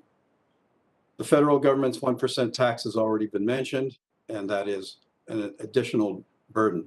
I note that they use the word underused property, however, as yet undefined, and assuredly for good reason. If this tax must proceed, The exemptions are needed to reflect the complexities and experiences of Hamilton property owners, and their implementation may be what separates a thoroughly thought out vacant home tax from a more hastily considered one. Getting back for a moment to investment, I find that when taxes are levied or costs are incurred by landlords, somehow the tenants wind up paying for this. I guess it's a fact of life that it's not a charity and they have to make a profit or at least sustain themselves in these properties. So I would be cautious to not think that the money, the tax might be shifted somehow. And I'll give you an example. So if I have a house for rent, I may say I'll sell the house and I'll buy a condo because apartments are excluded. And therefore I still have my rental income. There is not one unit more for rent on the market. I've just shifted. As part of our due diligence, the Realtors Association of Hamilton Burlington respectfully asks our elected officials to clearly identify for the Hamilton taxpayers how a vacant tax would be administered and verified so that the costs associated with collecting such a tax do not exceed revenues, and how vulnerable at-risk citizens are protected. There was a good point brought up about interest rates. I think it was a very salient point that interest rates are on their way up. I myself am a mortgage broker and a realtor, and I know that I think the point is well taken. This will force properties onto the market. And unfortunately, this is my 50th year as of July 10th being a realtor. So of all the programs I've seen that have come and go and all the knee-jerk reactions that have come and go, it's unfortunate that the timing is often, because it's necessary, it's a slow process, the timing is off. So I would ask you to consider that point very carefully. The transparency and in any event would allow for better evaluation of the tax and greater accountability. On behalf of the Realtors Association of Hamilton Burlington, I thank you so much for your attention and consideration of our recommendations, and I'd be pleased to answer any questions. Thank you, Lou, and you're only 8 seconds over, so congratulations on that too. And I didn't even know there was a time limit there. Well, we have a 5-minute time limit. That was my fault. I should have explained that to you. That's okay. But it's okay. It's all mute now. Any questions of the presenter? And seeing none, a motion to receive the... Mr. Deputy Mayor, you have Councillors Danko and Jackson. And Jackson. Okay, thank you. Councillor Danko. Thank you, Mr. Deputy Mayor. Just a couple questions to help me better understand the housing market in Hamilton as it currently stands and is projected to continue. My understanding is the average home price in Hamilton was near to $1 million in 2021. Is that accurate? It is accurate. However, I would caution about using averages. They don't often reflect what's happening in various places. Particularly, I would say with rental. Okay, median home price then. Yeah, it's very close to the average. Around $1 million. However, the rentals may be in a lower bracket on average. That's not the experience in Ward 8, certainly, where rentals sell for quite a bit more. I suggest in Ward 1 as well. But in general, the value of housing in Hamilton over the past, I don't know, go back 5 years has increased year over year in record amounts. Is that accurate? That's the same everywhere in the province, yes. And to the best of your knowledge, in 2021, how much did the value of one of those average $1 million houses increase? Of $1 million house? Is that what your question is? Yes. Well, recently, again, I don't like to nail down specific numbers because they will vary from area to area and by property type as well. So if the committee would like, I would be happy to submit through our association average prices in various areas or various property types. For example, condominiums had lagged single family dwellings, and now they're catching up because of the price point. So my understanding is, in general, housing prices increased. I think it was around 18%, the last number I saw in 2021. and which, you know, acknowledged does vary, but does that sound like the ballpark of the housing price, the value of property It increase? absolutely could be, depending on the factors I mentioned. Yep. Thank you. And to be clear, you spoke about landlords and would end up with tenants paying. But to be clear, this wouldn't apply to landlords that are renting. This would only apply to investment property owners that don't rent. Well, actually, I was sort of intrigued when I heard the conflicts being declared at the beginning of this meeting. It was talked about rental properties. However, that's, from what I've read, it doesn't apply to rental properties only. It's anybody's property, even if you only have one house. So, but getting back to the point of landlords, if they have had to pay a tax for a number of months and then they do wind up renting the property, you can rest assured that something's got to give. Perhaps the quality of improvements suffer for tenants. The money has to be made up somewhere. Thank you. And the last question was, I think you mentioned that this would force properties onto the market. Did I hear that right? What I said was that it was a salient point about interest rates. In my experience, if interest rates go up, yes, it is going to be more difficult to carry properties, and especially if they've been purchased in the last year or so, and especially if there's any softening in the market, that would result in properties coming on the market. So from a provision of housing and housing affordability and market demand, my understanding of the market right now is one of the main drivers of why housing prices are so high is because there's not availability of properties on the market. So if either through this tax or increase in interest rates, and if that increases the number of properties on the market, then, you know, capitalist economy 101 would say that would reduce housing prices, would it not? Exactly. If being the operative word there. We've discussed scenarios here where, as I said to you, maybe I'll just go buy a condo and rent that out and sell my house. There's a number of scenarios, and it is somewhat troubling that there's so many estimates and guesstimates here. I'd feel a lot better if Ottawa or somewhere had this place in for a year and figured out whether it was going to work or not. But based on what I've seen in Vancouver, it is not having the desired effect. Thank you. Those are all my questions, Mr. Chairman. Thank you. Let's move on to Councillor Jackson now. Thanks, Acting Deputy Mayor Ferguson. Good morning, President Periano. Thank you for appearing. A couple of questions. You were consulted, your association was consulted before this report came before us today. I just want to get that clarified, please. Well, unfortunately, we had a government relations committee and a chair, which was disbanded, and we went a different way on operations. I've sort of been thrown into this at the last minute, having to read up on stuff. So I hope what you say is true. I don't have any direct knowledge of that. Okay. Secondly, if I listen to you carefully, is your preferred option that your association would have more time for input before the city possibly moved ahead, or am I misinterpreting? Through you, Acting Deputy Mayor Ferguson? Lou? You know, I'm not sure that time is the fix to this. I think the fix to this, as I said, is some data-based evidence rather than sort of guessing. I note that your survey and the very high percentages of people who are in support of it, number of people that responded to that was about the same number of people we have in our association. So I wonder what the results would have been had that survey gone out to 3,700 realtors. So from that point of view, sure, if you want, we can get that information for you. But honestly, I think this thing is something that is a lot of money to risk for very little return. And, it's the property rights is a huge issue.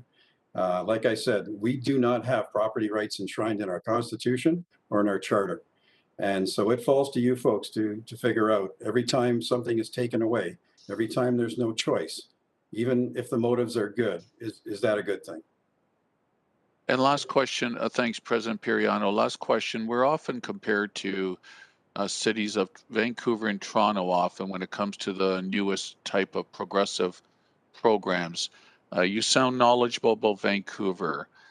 From before this report today and over the last year since we embarked upon this journey, the progressives in Hamilton were pointing to Vancouver as a good model. Can you just flesh out for me a little more of what you know about the pros and cons of what's been happening in Vancouver? And that's my last question, Acting Deputy Mayor. So for many years, we have looked at the Vancouver market to see the influences there. We've consulted with our colleagues in that area, and it's just a totally different kettle of fish. You have a lot of money coming from overseas, particularly from Asia, and honestly, there is a perception that a lot of it's illegal money. There have been steps taken to curtail that. So you have this huge influx of money that is influencing the rental market and every other market that, frankly, we just don't have here. Okay, thank you very much, President. Thanks, Acting Deputy Mayor. Thank you. And do we now have Councillor Pauls? Thank you, Lou. And through the chair, can I ask your opinion? Why would an investor buy a house and leave it empty? Well, I'm not equipped to answer that in any detail. Obviously, there could be tax reasons. Some people have a lot of money. There's no doubt about it, and they can afford to leave a commercial property sitting there for a year before improving it. I don't want to speculate too far.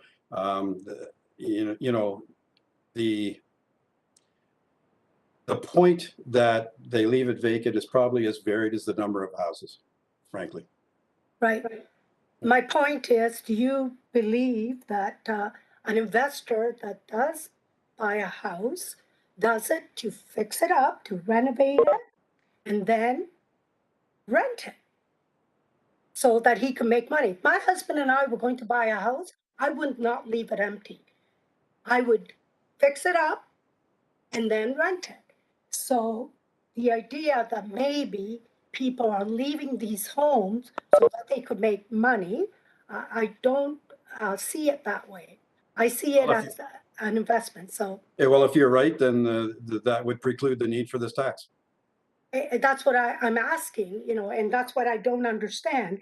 Very few people that I've sold properties to leave it vacant, and if they do, it's mostly commercial. It's a much broader scope, and they have bigger plans and so on. That's right. So because I've heard also people thinking, yeah, it's better to leave it. The houses are going up, so they'll sell it when it goes up. But why not collect rent while you're doing it? So it doesn't make sense to me. So my feeling is that we really should wait on this because we do not have all the data. If 1,100, 35 are vacant, there has to be reasons why. And I'll ask the staff a question when a time about that. Thank you again, Lou, for coming and speaking. Thank you. Councillor Nan. Thank you, through you, Chair, and thank you, Lou, for being here today. You had referenced that the Vancouver model is not generating the results that it had set out to. It's my understanding, having read their annual reports pretty consistently and with much interest, that they're now looking at their previous revenue generation, collecting at $106 million. Their report goes on to indicate that the number of vacant homes in the city of Vancouver has continued a downward trend as of 2022, and their empty homes tax was implemented prior. I think it was implemented in 2018. I may have gotten that incorrect. But and they're citing that the city of Vancouver itself is citing that the empty homes tax has been a contributing factor to reducing the number of vacant homes. Were you aware of that report? Sure. The thing is that, as I just said, though, they increased it from 1.25 to 3%. So obviously the revenues would go up. Secondly, during COVID, it was a whole different deal as a landlord. There could be a myriad of reasons why the number of properties have declined. And the point, I think, was that in terms of having any real tangible effect that now rentals are cheaper because we've got a lot of more property on the market. I don't believe that has been shown. And thank you for your take on that. In terms of the provincial government monitoring the City of Vancouver's empty home tax, in a recent report by the Ministry of Finance by the provincial government, in their technical briefing to mayors across the province, they had identified that the city's empty homes tax actually helped add 18,000 units that had previously remained vacant into long-term rental options into the market. Were you aware of that? Well, all I would say is that, again, there are a myriad of factors, and some reports are self-serving, frankly. We did it, and now we want to show that it's a good deal. So I can name you many other factors that influenced why these properties might be on the market. I'm not discounting and saying it's absolutely wrong, but I'm saying you have to be cautious when you're reading these numbers. Okay, I will take the Canada Mortgage Housing Corporation and the Ministry of Finance's reports to be integral. Thank you for your time. Thank you. So now I believe we are finished our questions to the delegates. So I need a mover and a seconder to receive the delegation. Moved by Councillor Paul, seconded by Councillor Nan. Discussion on that? Anybody opposed? And that carries unanimously. Thanks, Lou, for coming in. You can turn your camera and your mic off now. Thank you very much. Thank you. So now we'll go back to the report, and I believe what we need is a mover and a seconder to put the report on the floor, and then we'll open it up for comments and questions to staff. So Councillor Nan, do you want to move it? And seconder? Councillor Wilson? Okay, let's open it up for questions and comments, and I'll try to get down the chat line here. I think Mayor Eisenberger was first up, so Mr. Mayor. Mayor Eisenberger and Councillor Jackson. Thank you. Okay, thank you. And this, I think it's interesting that we're equating ourselves with Toronto and Vancouver, who have much more significant foreign investment challenges than we do. And I know that there's many properties that are sitting idle that could be utilized in Toronto. That I'm not sure that we have the same kind of problem to the same degree, but it is a housing policy issue, and I fully accept that.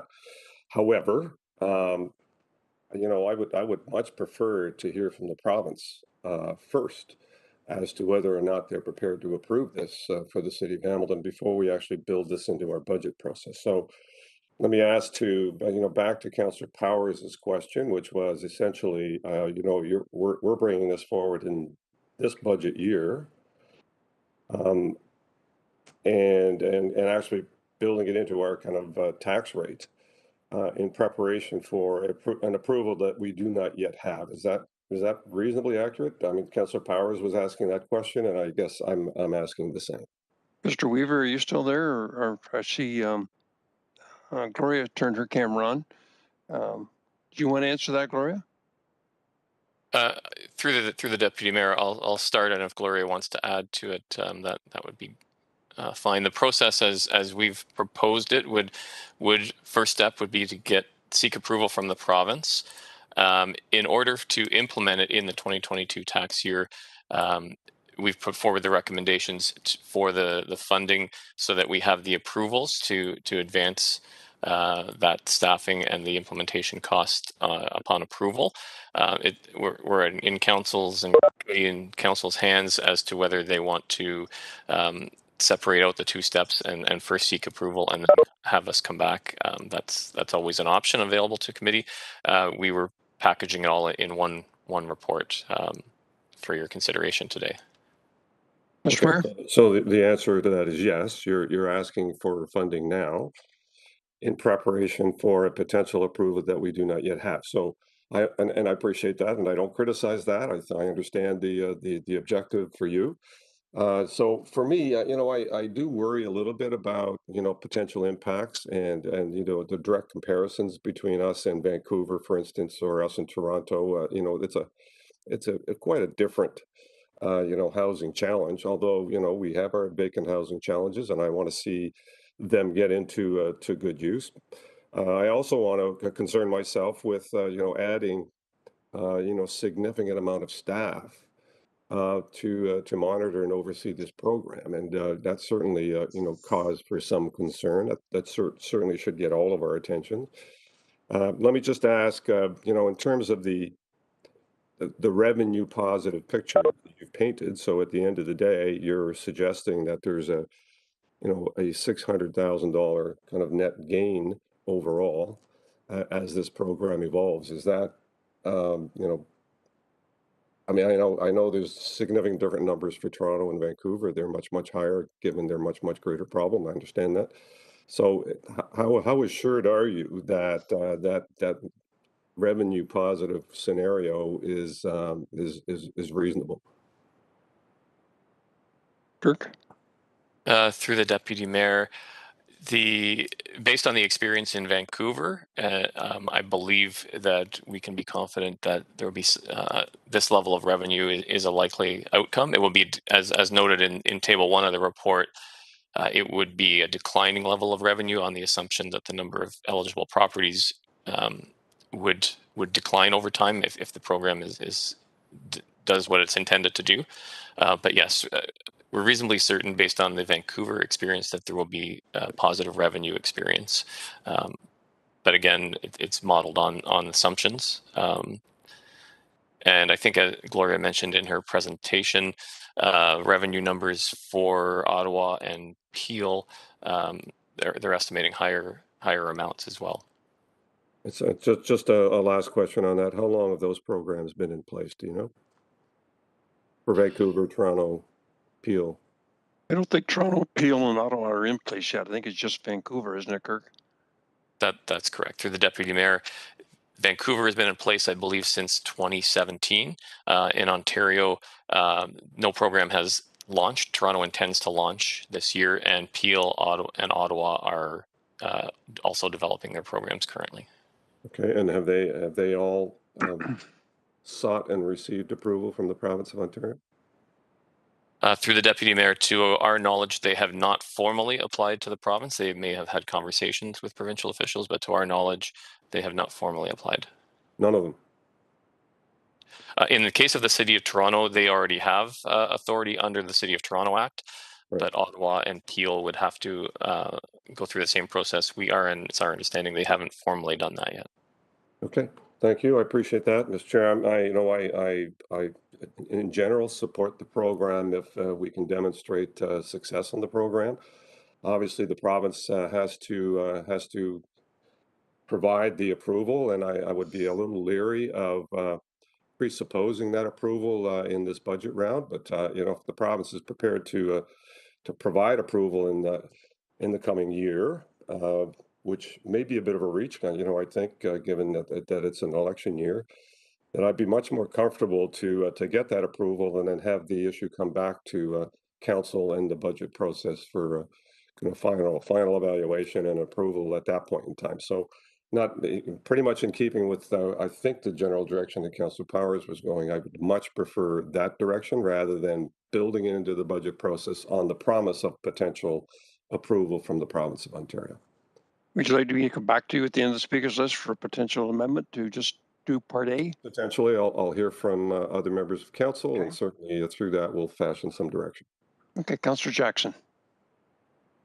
Thanks, Acting Deputy Mayor Ferguson. And in the similar vein to Mayor Eisenberger, first of all, again, because I was late, I want to thank Manager Weaver and Senior Tax Policy Advisor Rojas. Gloria, I got your title right this time versus last time. Anyways, you're welcome. Anyways, thank you both for all the research and work you've done over the last roughly 12 months to at least give us something more to chew on here and decide upon. I'm really nervous, Acting Deputy Mayor Ferguson, over the B and C, $2.6 million upfronted to start this program, the vacant home tax program. 16 FTEs on an annual basis if all gets approved through the province. Transit wants 8.8% from us this year, and I'm trying to be a big supporter of public transit continuing. We've got enhancements we haven't even looked at yet in this 2022 operating budget year. And we've got business cases that departments have brought forward we haven't even looked at. I'm detecting amongst a number of my constituents the ability and affordability to pay with their taxes, given Hamilton's modest ability to pay versus our richer neighbors to the east and west of us. And even with a part although I suppose I could be pushed to at least asking the province, but then I worry if the province were to surprise and say, yep, okay, we'll designate Hamilton, then Acting Deputy Mayor Ferguson, does that obligate us to then implement and approve B and C accordingly? So I got a feeling, Acting Deputy Mayor Ferguson and staff, thank you very much. I've listened carefully since I've tuned in and I've read the report through. I think that I'll even just vote against the entire report. This year, there's just way too much going on this year in terms of this 2022 budget, 23 months of the pandemic. We're still hopefully coming out of our taxpayers' ability to pay. This is a brand new program, 16 full-time new employees. I'm just a nervous Nelly on this one, Acting Deputy Mayor Ferguson. And so I think I'll just vote against the whole thing at this time. Very respectful of the mayor and Councillor Powers saying, well, let's at least ask the province. I may keep an open mind to that direction. Thanks, Acting Deputy Mayor Ferguson. Thank you. Councillor Pauls. And thank you. And through the chair, can I ask staff, how many vacancies have been increased in the last 2 years? You said we have 1,100 and whatever, 1,135. Has there been an increase year after year? Do you have that answer, Kirk? Through the Deputy Mayor, I don't have that detail in front of me. I don't know if Gloria knows that. Through the chair, no, we have not tracked vacancies before, right? So we don't have that information. So everything is an assumption. I hear the word assumption.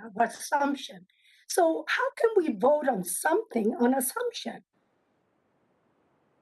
Don't you think we need more information?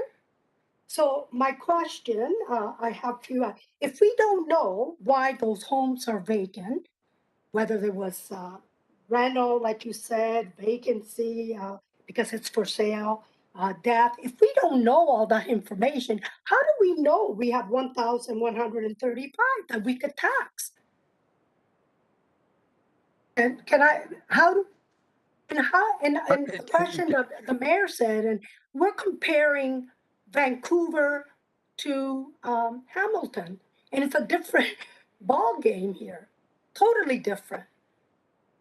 So can you answer that? How can we Gloria, how did you establish 1,100 empty units? What was the science that was used for that?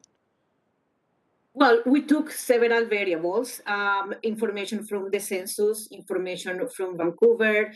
We have also consulted with the other municipalities to see how they were doing their estimates. And with all that data, we came up with that number.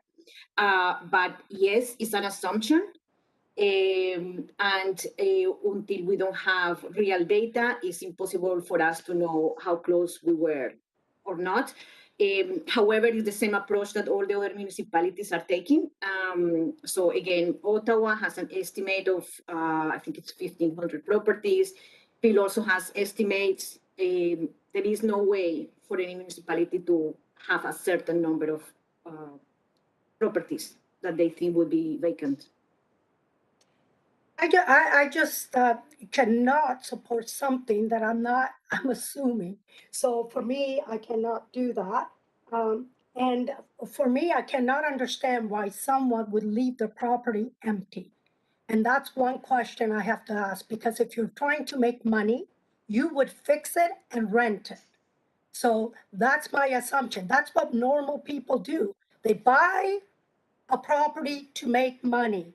They fix it up and rent it. We have 3 councillors here that have done that. So that's so we're assuming that these people are just leaving their house empty.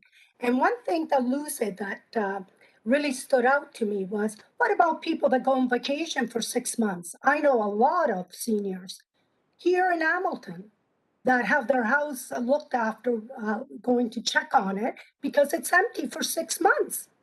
So those are the reasons why I cannot at this time.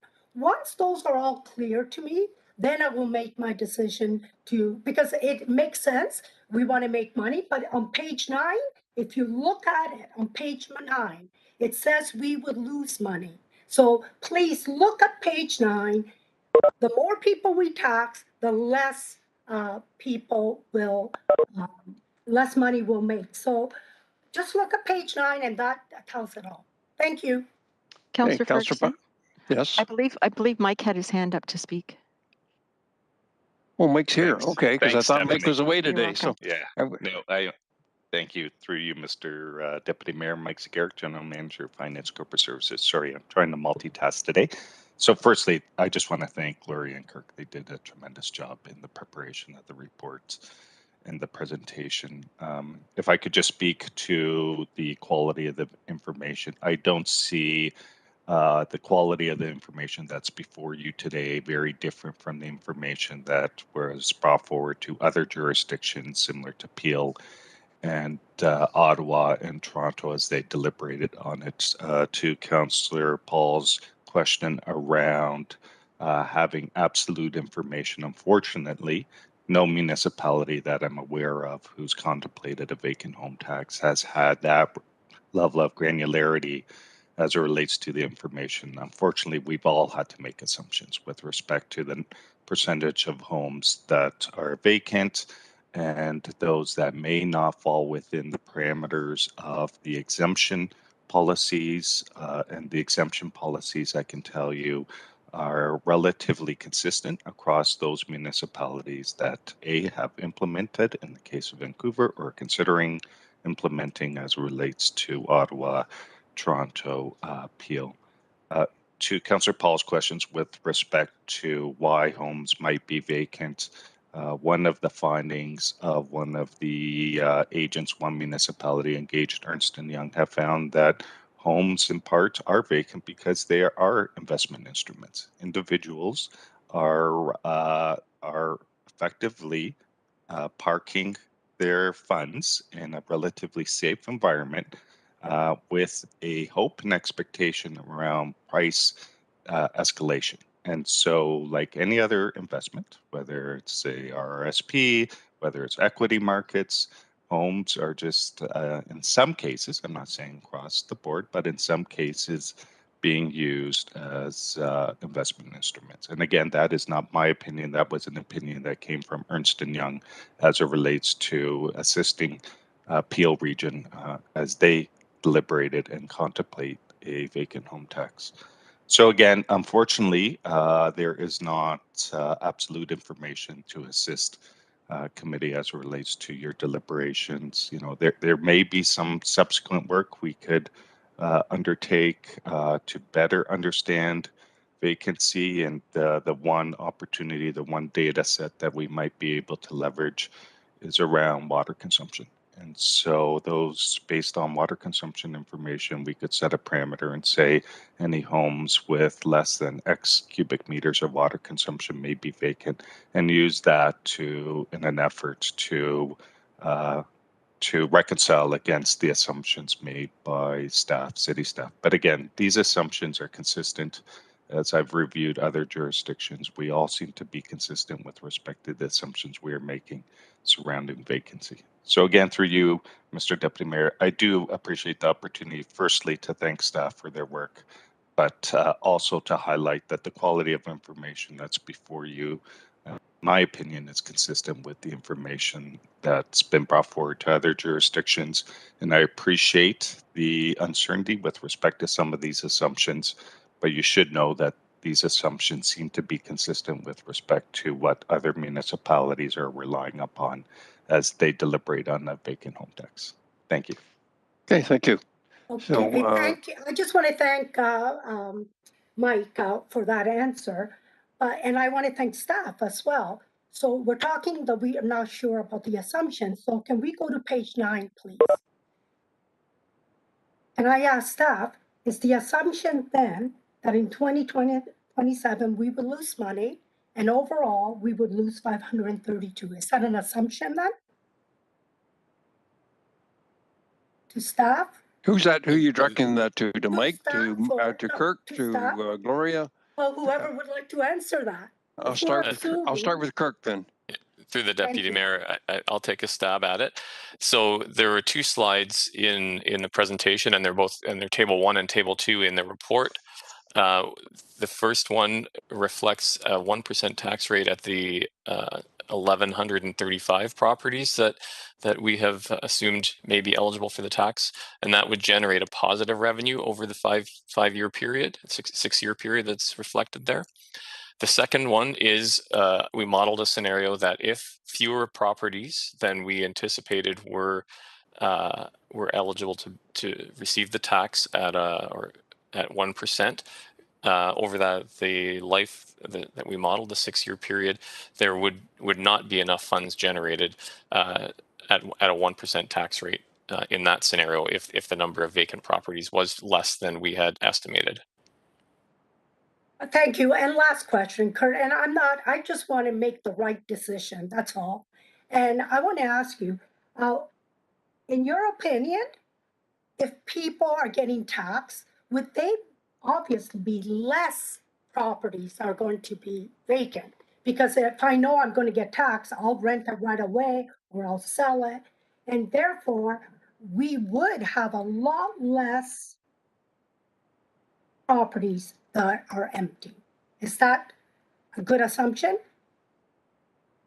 Through the deputy mayor, that's the premise of the program, is that it would reduce the number of properties that are vacant, and the tables that we've included make an assumption around based on the Vancouver experience that those number of properties would decline over the years, beginning at 20% and then a 5% initial 20% and then a 5% reduction thereafter.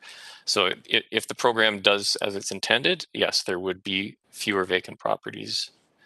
So this policy would then be redundant. We don't need it anymore. If all the properties are not going to be vacant anymore, and we're going to start losing money, this policy would be redundant. If it works as intended, then ultimately there would be fewer. I don't know if I would ever achieve zero, but fewer properties that would be vacant that would be subject to this tax. I see Mike's camera come on again. Mike, did you want to respond to that? Yeah, I would just simply add on to Kirk's response is, again, policies. This policy is really an instrument as it relates to the availability of housing. The one caution I would share is eliminating the policy could cause the market to revert back to where it was previously. So again, if committee and council were to approve this policy, we would continue to monitor our experiences with respect to the number of properties that would fall within this tax and then report back on an annual basis as it relates to what the City of Hamilton's experience is and the level of resources required to support the program. And just noting that both Gloria and Kirk have identified that there are a series of fixed costs.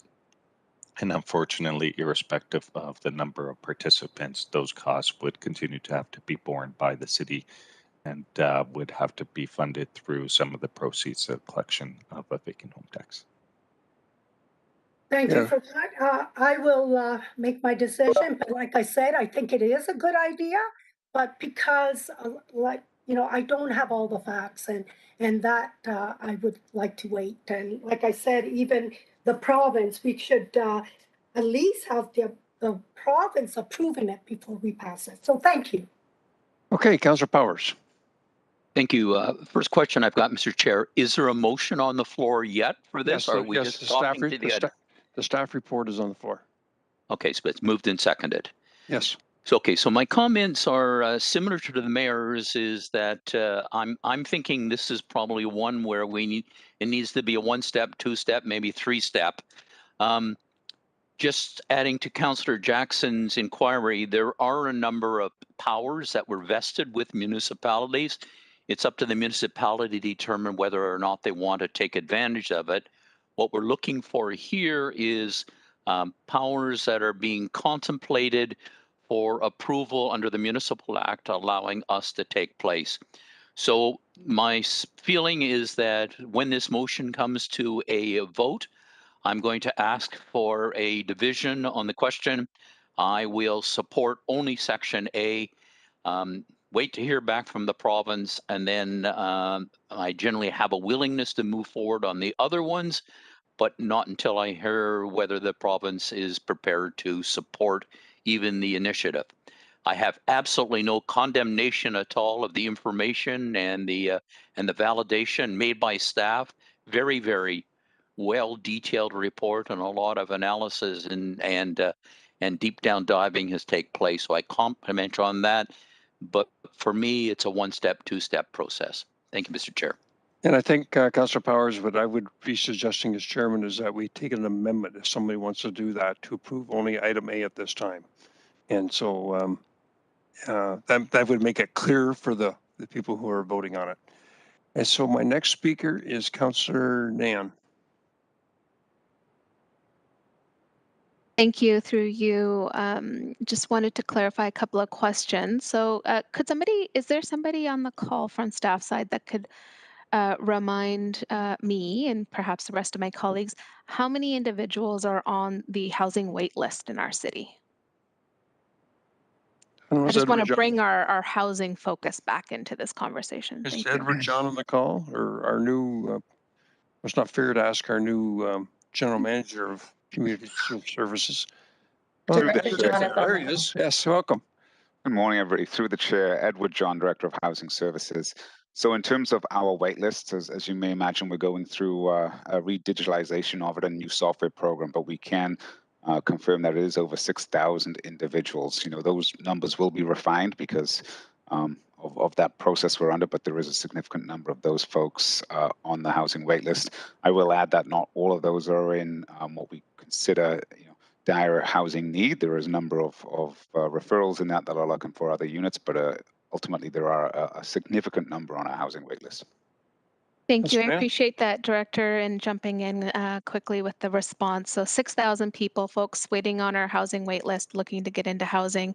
And again, as Director John indicated, not everybody on that list is looking for deep intervention. Some of them I know definitely, as we've continued this conversation as GIC and squarely put housing as a term of council priority, that this council is also very much interested in looking at the suite of solutions that are required in order to address bring forward a comprehensive approach as a municipality to deal with the complexity of the housing crisis that we are facing.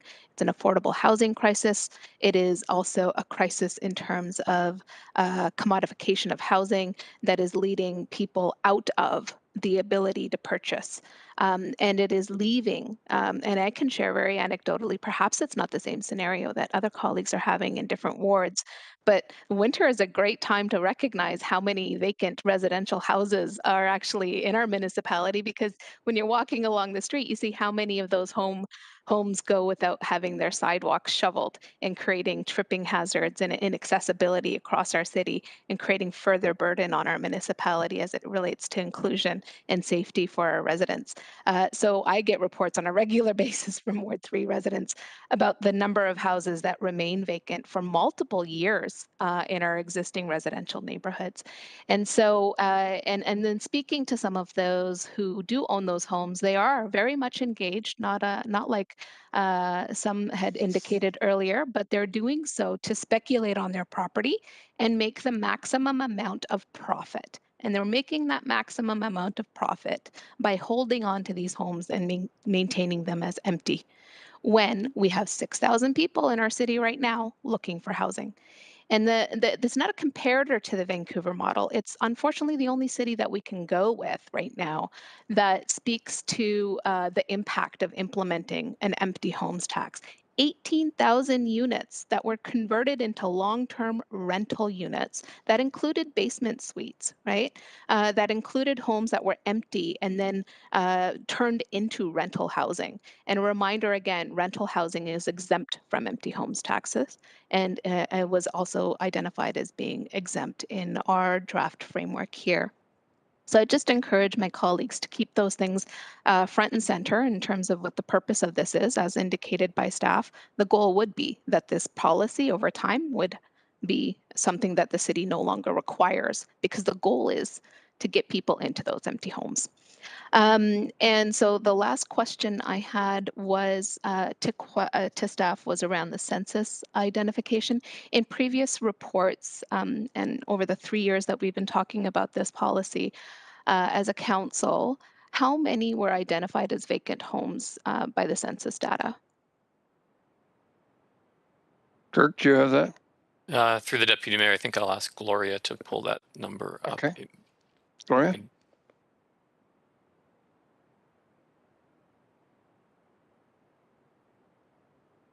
Gloria, I'm sorry, we can't hear you. I'm sorry. I think you're Senior muted, Gloria. policy I can see. analyst. Sorry. Yes, I don't have the number in front of me, but it's around 11,000 properties that were unoccupied in the census. However, the census the census includes apartments in Right. that data. Yeah.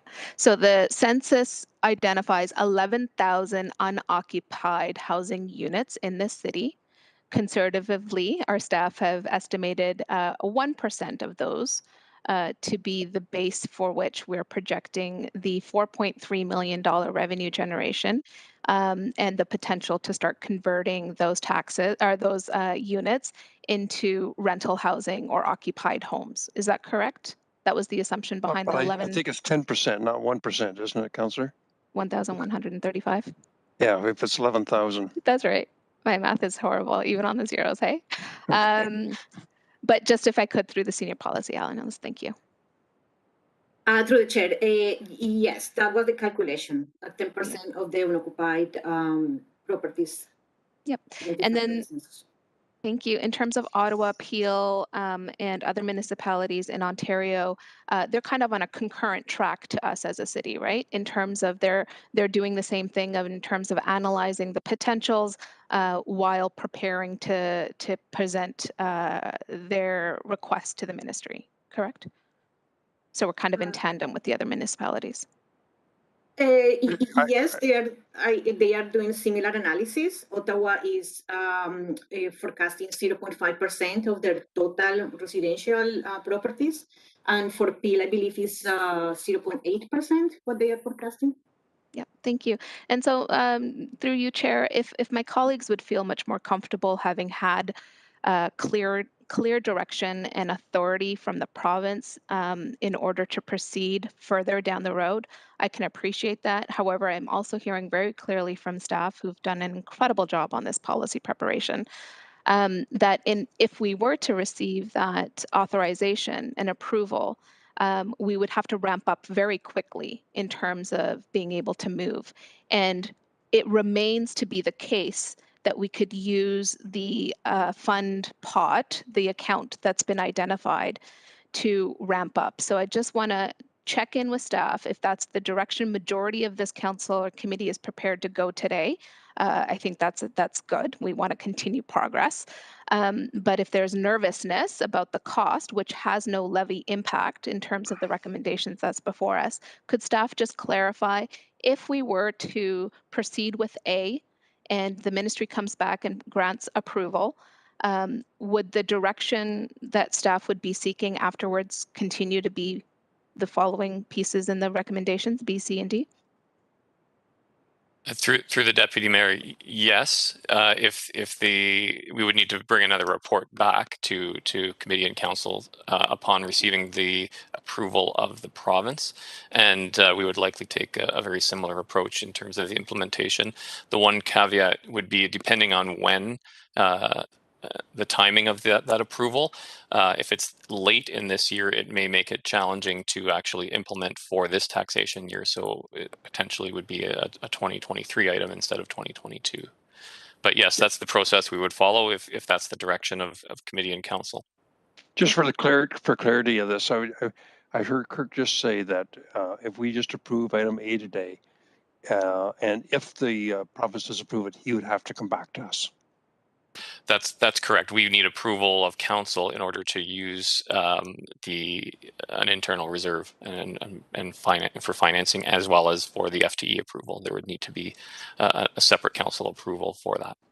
Thank Okay, you, finish, Councillor Kirk. I Nate. appreciate it. Yeah, and through you, Chair, just as the councillor who's been bringing this consistently to the table, and with much appreciation with my colleagues joining me in the educational journey that this has been.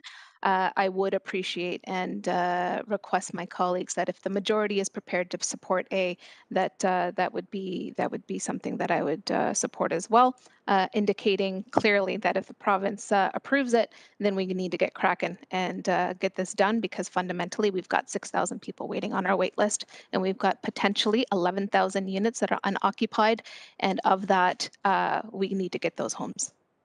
Okay, Councillor Danko. Thank you, Mr. Chairman. Just a couple comments.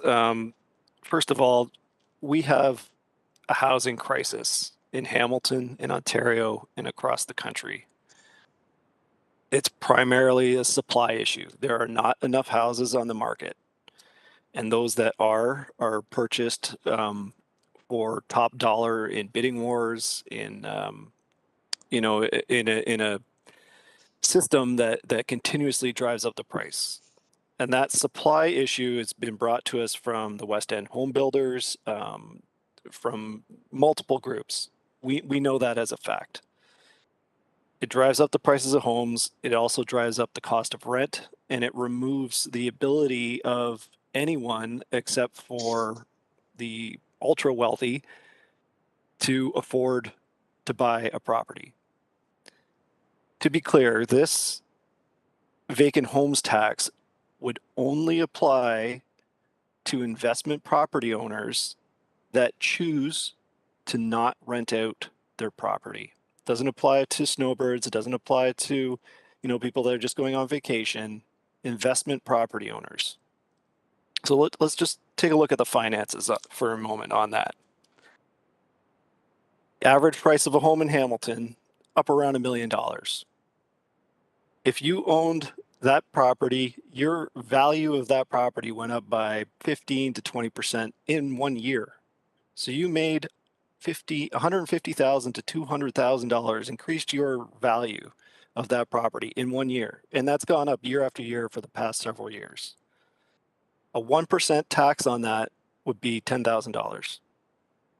So you made $150,000, $200,000, and we are asking you to pay 10 grand. I think that is an entirely reasonable ask. We heard from the president of the Realtors Association. Some people have a lot of money and can afford to leave a property vacant. Why would you want to deal with the headaches of renters and tenants if you can just sit on your property and make 150, 200 grand in a year? I mean, what other investment makes that kind of returns? It's amazing. And so, like the finances of this are sound. If we look at, the impact of vacant homes, what do they have on residents and communities? And, from a Ward 8 perspective, there is a significant number of vacant homes in Ward 8.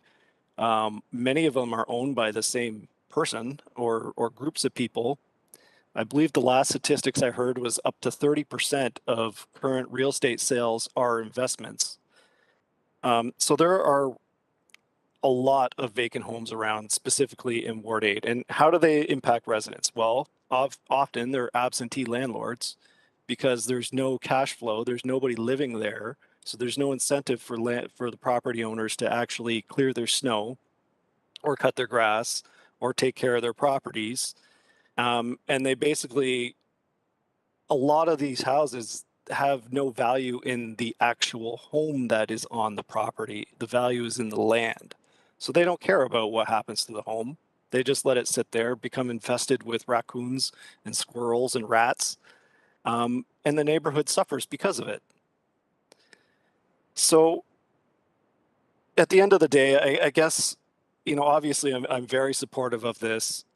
Other municipalities are moving ahead with this. And it's one small step that we can take as a municipality, as a municipal council, to do something positive for the housing crisis. And it's not just rentals, it's not just tenants, it's the overall impact on the market.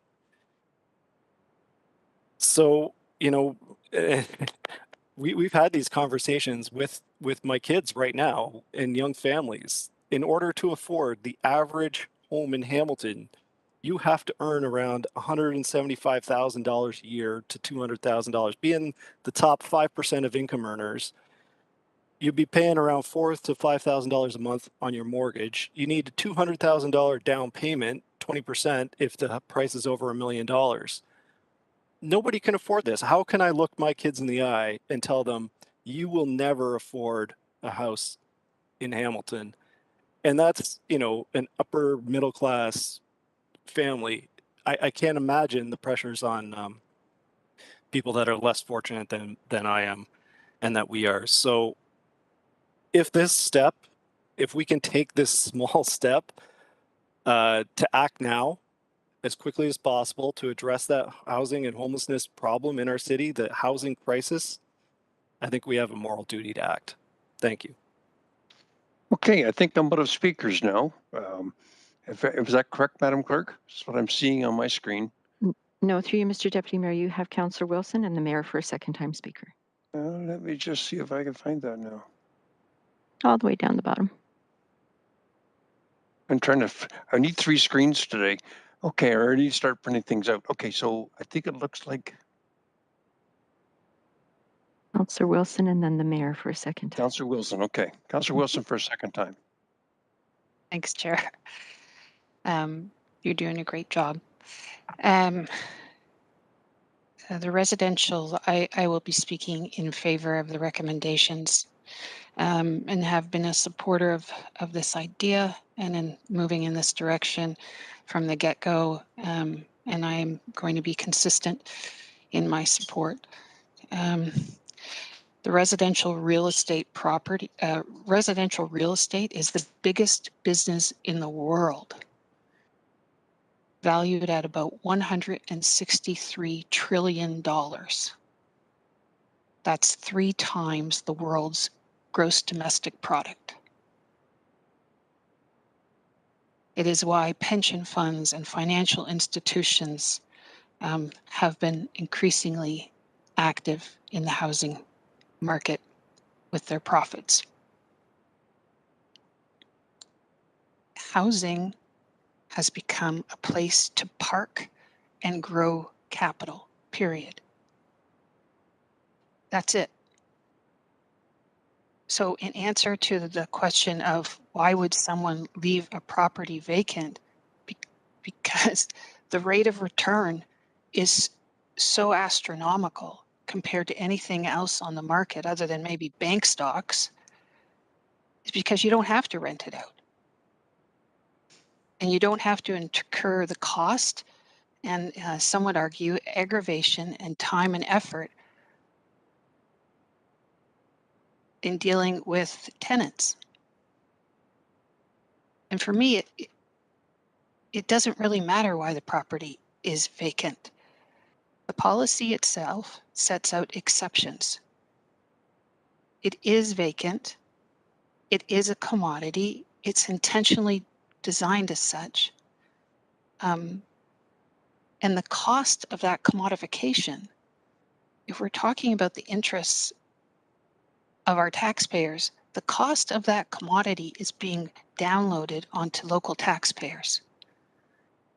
The cost of bylaw enforcement, the cost of residents having to continuously call in about property standards and unshoveled walks. There are about 3 or 4 houses in the Strathcona neighborhood that have been sitting vacant for years, owned by a multinational corporation. They've become a cancer on the neighborhood, and they're allowed to sit like that because it is the cost of doing business. And people around the neighborhood are having to pay for it, and we're all having to pay for it. We use fiscal policy all the time to impact and try and affect public goods. This is reminiscent of the same arguments we heard from the tobacco industry. We don't have enough evidence. We just have to encourage people. The data is off. We know that price in the system in which we live and work is the key determinant of behavior. It's why we're going to price carbon. It's why we price cigarettes. It's why we price alcohol. We do it to try and recoup some of the cost and also to change and alter behavior for the greater good. We have a housing crisis. We hear that all the time. And in order to solve that housing crisis, we need to act. We need to act on multiple fronts. It is a commodity. It's an asset that is being accumulated by people who are investors, who are not interested in renting out the property for young families or any family. I received, as I do too many times, a real estate letter in the mail the other day talking to me about how hot the market is.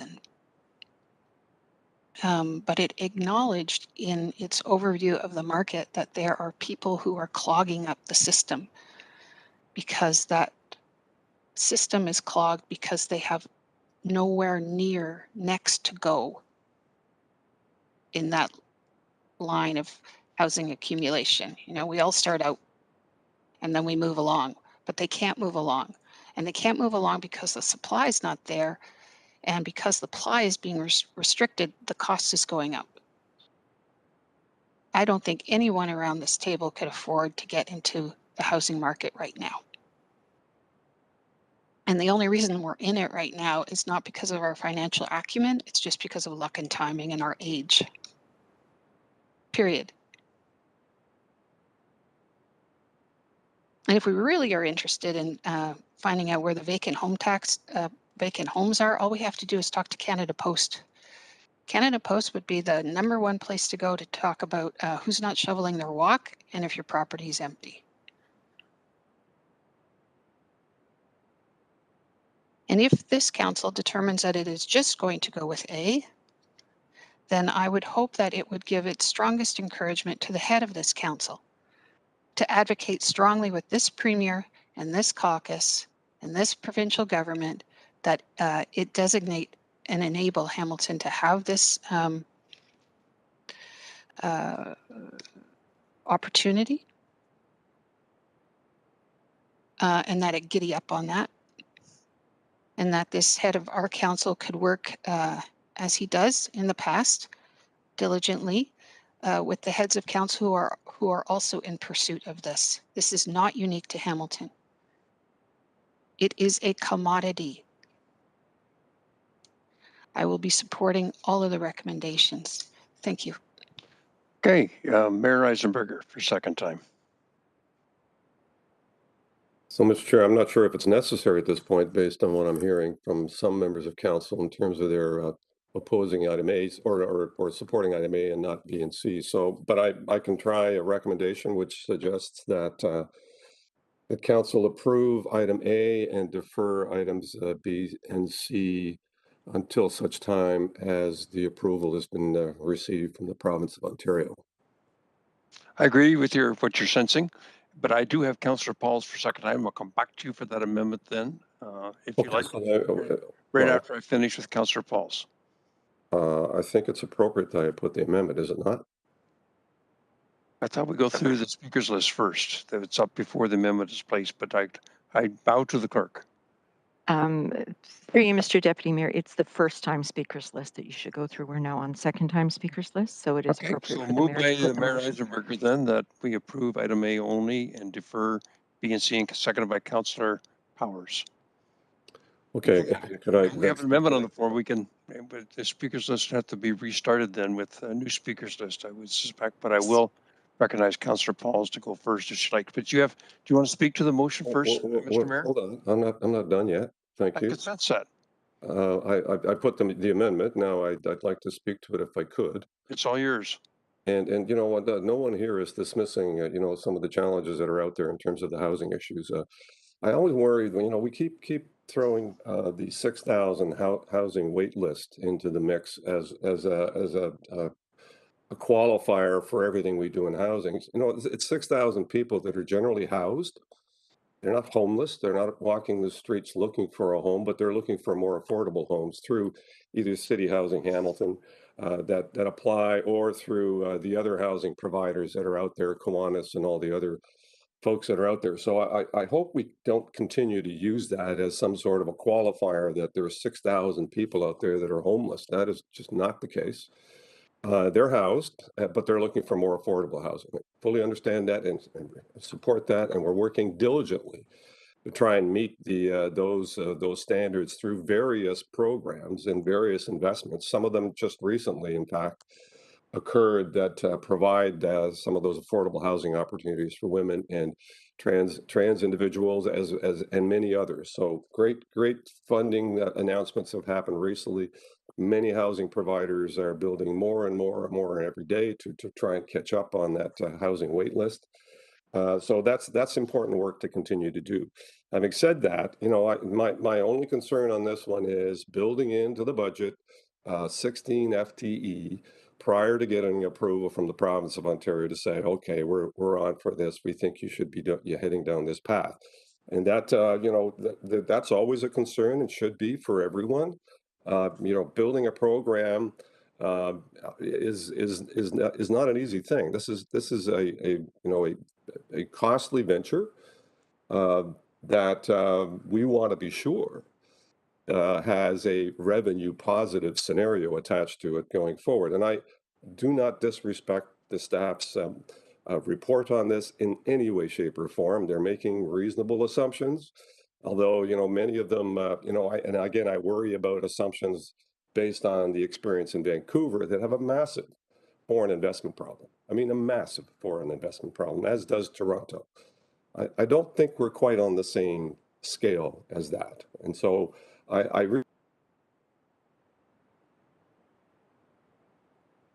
Lost you, Mr. Mayor. They're spinning right now for you. Mr. Mayor, you may need to turn your camera off. For some reason, so I feel rather powerful at this moment. What did I do? So in Toronto has faced the same challenges, and many of the condominium towers that have been built along the waterfront, you can drive by there, and many of them are dark. That's a big problem for Toronto. Huge problem. We're not in that space just yet. You know, we have challenges, but you know, the degree of the challenge is nowhere near what we're seeing in Vancouver and Toronto and potentially Vancouver. So I'm not suggesting we don't go down this road. I would like to see a little bit more evidence, actually, and you know, maybe this will give us some time to gather some of that additional evidence. But at the same time, I don't want to start taxing and building into the budget something that has not yet got the stamp of approval from a provincial authority for us to move forward on. So that's my motivation in terms of this direction, not to quash the program, not to dismiss the idea that there's 6,000 folks that are looking for more affordable housing, not to dismiss the notion that we have housing challenges in our community. We do, and indeed we need to take appropriate actions on that. But we also want to be careful to ensure that when we take those actions, that we are taking them with you know, as much informed actual data as we can gather before we actually make that final decision. So I'm hopeful that this will give us that time to do that. And if the province says go, and we have you know, some additional data that informs us in terms of the Hamilton experience, I'm going to be very supportive of moving forward with this program to ensure that more people, that more owners make their homes available in our community. It is not going to solve the housing crisis.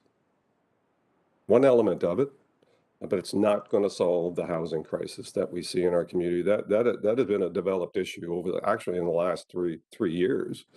We've seen that escalate to levels that no one has an answer for.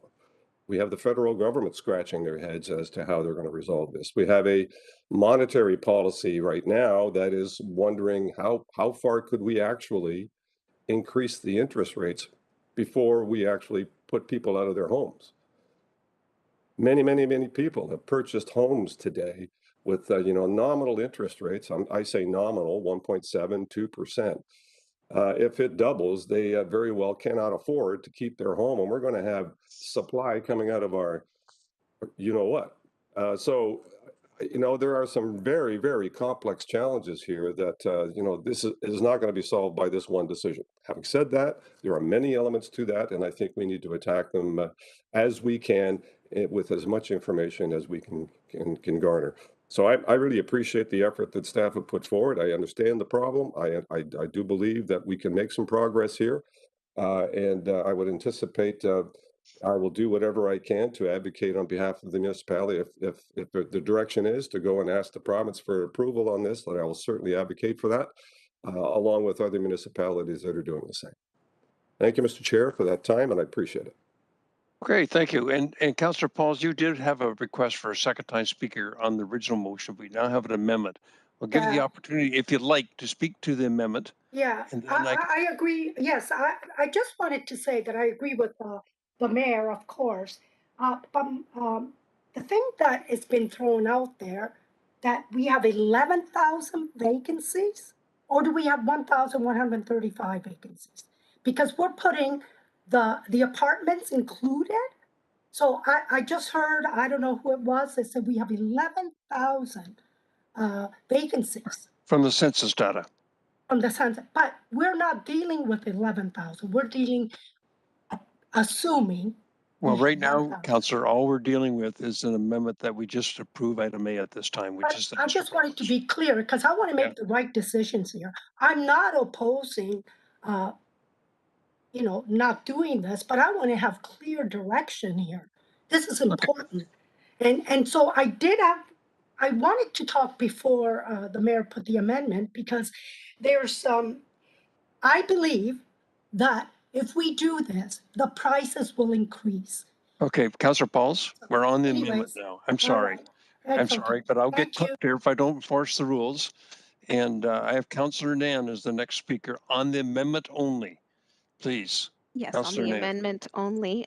So just to clarify that it is seeking A first and then deferring B, C, and D as next steps that would be implemented. And that would have to come back in the form of a report once staff have heard back from the ministry regarding the approval. So just clarifying that first. Yes, and it will only come back if we got approval from the province. And then sorry, clerk.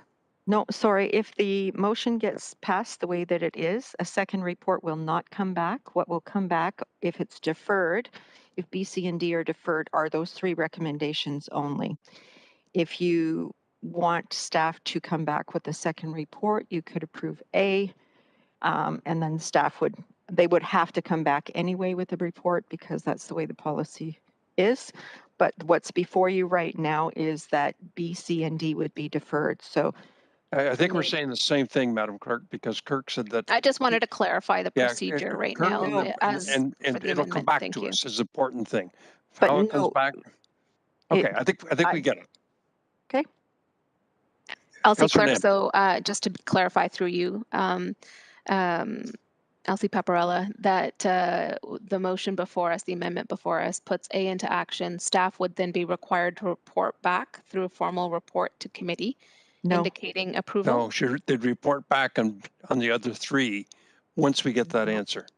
No. Okay. What would So happen? I just want to make sure we do this nice and clean so that all the steps that we know are going to be the next steps once approval is granted are able to be approved by council. Okay, yes. What would happen, Councillor Nan, through the Deputy Mayor, is that staff would not be required to report back. They would, because B, C, and D would essentially be tabled, put on the outstanding business list. Until such time that got as staff has said, they've heard from the province, and then I would put B, C, and D only back on a sheet, like a motion sheet on the agenda. So there would be no secondary report. Excellent, thank you. You're welcome. And I'm also glad to hear the mayor say that he will advocate on behalf of the municipality directly to the ministry, along with our municipal counterparts in Ottawa, Peel Region, as we seek to implement this housing tool tax policy. Thank you. Okay, Councillor Partridge, I think we can wrap this up. We've been at it for a few hours now. So Councillor Partridge, you have the floor. Yeah, thank you, Deputy Mayor. And I want to thank the Councillor Nan for her question, because I understood there would be no report coming back. And I did hear the chair say that there would be a report coming back. So that is not accurate. And Stephanie, Well, just for again, correction now, I'm speaking and I have the floor. I'm Thank just going to you. correct you as chair that the B, C, and D will come back to us because they'll be tabled. So it is coming back, but through the outstanding business list. I want to be clear about that. There is no report coming back, and Stephanie was very clear about that. So I'm going to ask her to clarify it one more time. There is no report coming back to council, and I do have a question about that, although that's not to do with the amendment, I don't think. But Stephanie, would you please clarify? There is no report coming back. It is simply B, C, and D, which are going to be referred. Is that correct? Through you, Mr. Deputy Mayor, that is correct, and they would just be deferred, which is the same as tabling, so they'll go on the outstanding business list, but there will be no report, not this one or a new one coming back. Thank you. And Chair, it's really important that we clarify that because there is no report coming back. And I support all the items. You know, I think it's great for the mayor to champion this as he should, as he always has. Been a real supporter of helping the homeless situation in Hamilton. But I don't agree that we can continue to punt this down the road. So I will be supportive of A, B, C, and D at this point. And I just want to make sure that if we're voting on the amendment right now, that it is strictly A. So if there's a vote in support of A, then B, C, D, and E, as you've previously stated 2 or 3 times, will be tabled. Is that correct, Stephanie, please?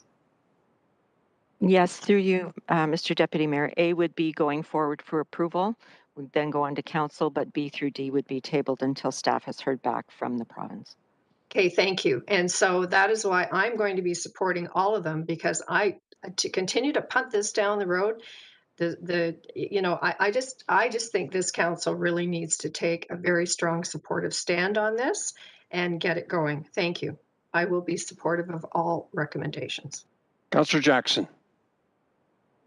Acting Deputy Mayor Ferguson, I appreciate the prudent approach the mayor's trying to take with his amendment. I'm going to be voting against it because I've listened carefully to a number of my colleagues, and I appreciate their strong, sincere advocacy that the expectation will be that B and C will be implemented once the province approves A.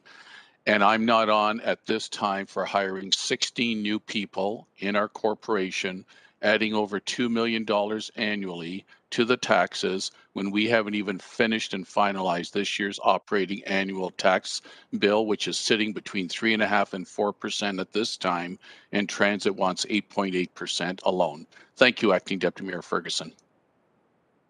Okay, Councillor Powers.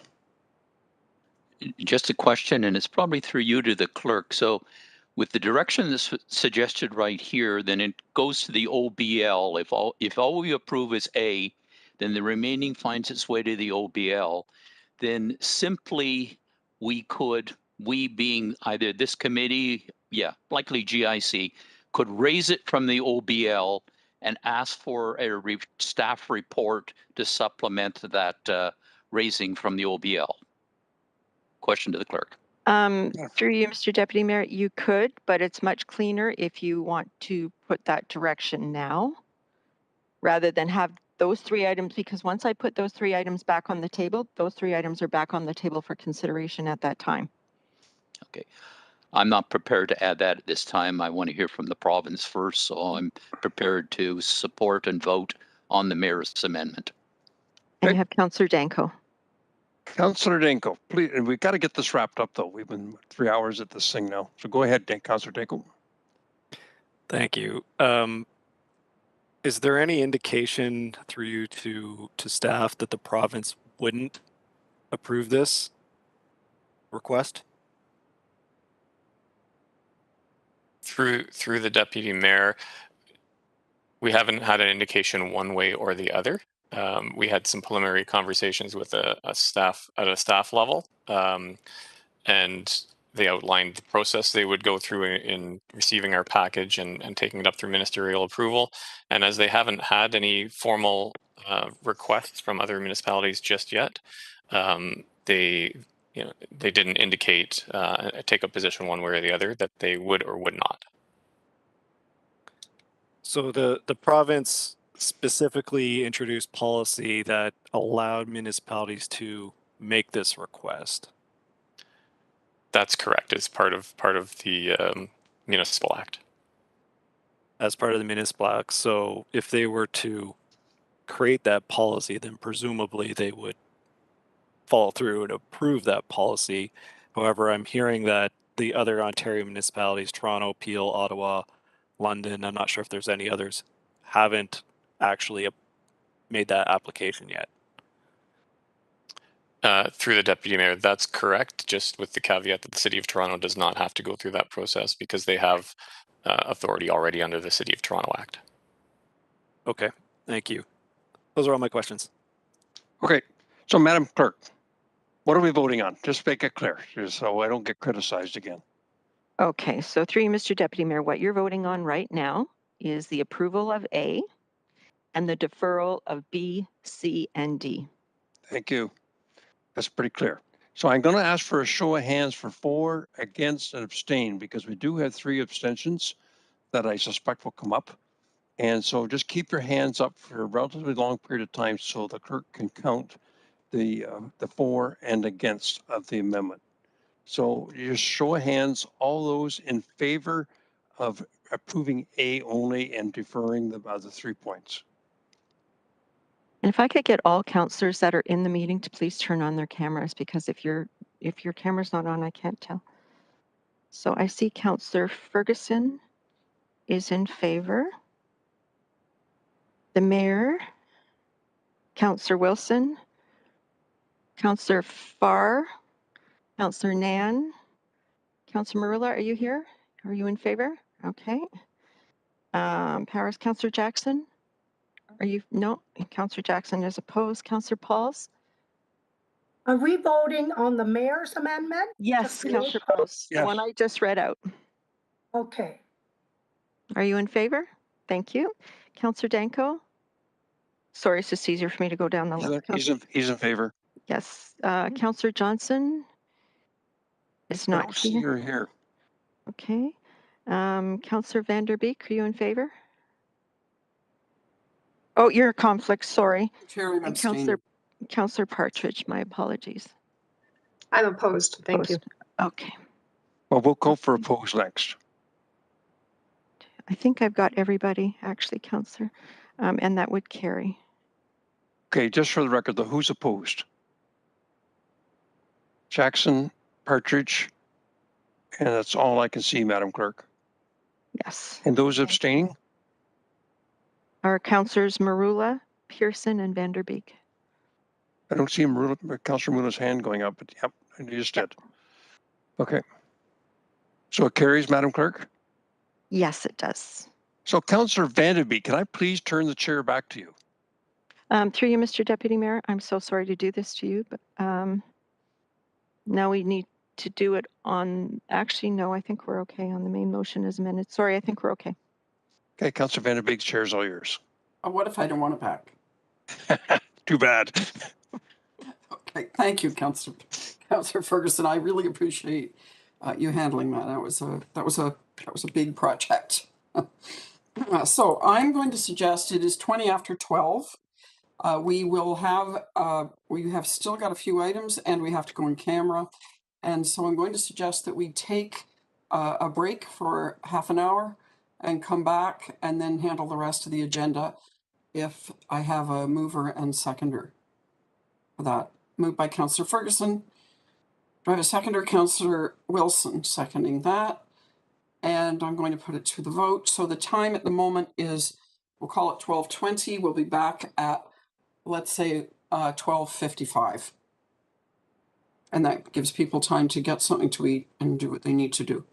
So as long as the mover and the seconder are okay with that time frame, we'll vote. Anyone opposed to a break?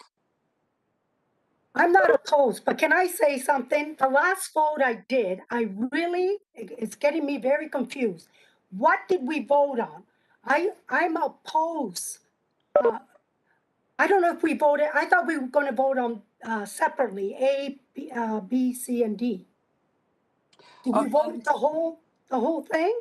Thank you, Councillor Pauls. Because I had to hand the chair off, I'm going to hand this over to the clerk to answer you. No idea. Okay. First of all, can we finish the vote? We're in for recess. And Councillor Pauls, I read the vote out twice for everybody to hear, so you should have known what you were voting on.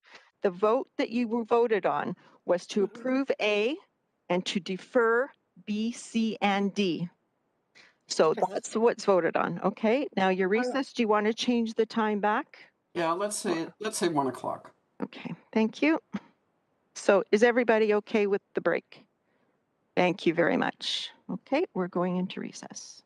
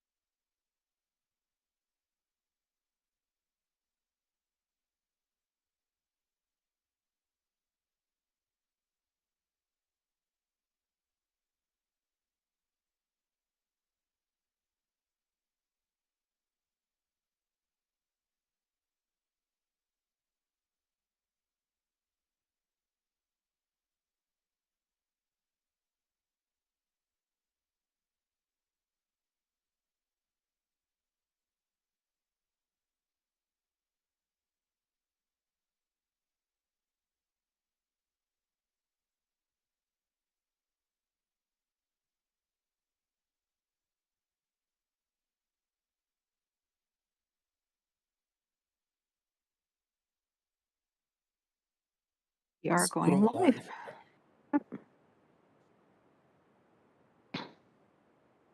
You're live, Kim? Yep. You're live? Okay, thank you. Yes. Okay, returning from break. This is General Issues Committee on Wednesday, February 2nd of 2022. The next item on our agenda, and we're on to items in number 10, discussion items. So 10.1 is the Business Improvement Area Advisory Committee Report 22-001 from January 11th, 2022. May I please have a mover and seconder to put it on the floor? Moved by, somebody want to put their hands up? The mayor. And seconded by Councillor Nan. Thank you. It should be Any moved by discussion on Councillor item Falls. 10.1? She chairs that committee, quite frankly. I'm sorry, Mr. Mayor, I missed that. I said Councillor Pauls actually chairs that overall advisory committee, so I'm happy to have her move that report. Okay, thank you. That would be great. So it's now moved by Councillor Paul, seconded by Councillor Nan. And we're on item 10.1. Any discussion on item 10.1?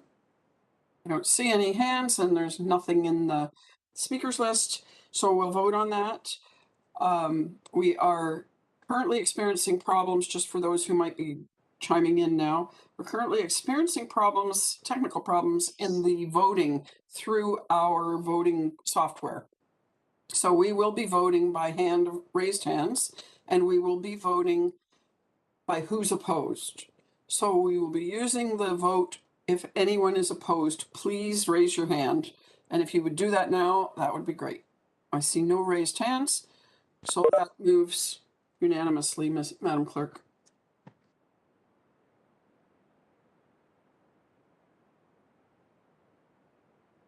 Moving on, am I okay to move on, Madam Clerk? Absolutely. Thank you. Moving on to item 10.2, it's the Advisory Committee for Persons with Disabilities Report 22-001 from January 11th, 2022. May I please have a mover and seconder to put item 10.2 on the floor? Moved by the mayor and seconded by Councillor Marula. Thank you. Any discussion on item 10.2? I don't see anyone on the list and I don't see any hands. So we will vote anyone opposed to 10.2. I see no hands, so it moves unanimously. 10.3 is the West Harbour Development Subcommittee Report 22-001 from January the 17th, 2022. May I please have a mover and seconder to put 10.3 on the floor? Moved by Councillor Farr, seconded by Councillor Danko. Any discussion on 10.3? See none. And so anyone opposed? Please indicate. No one raised a hand, so no one is opposed. That's moved unanimously, carried unanimously. Thank you. We're on to motions. Item number 11.1, Public Art Project for the West Harbour. Councillor Farr, would you please introduce your motion?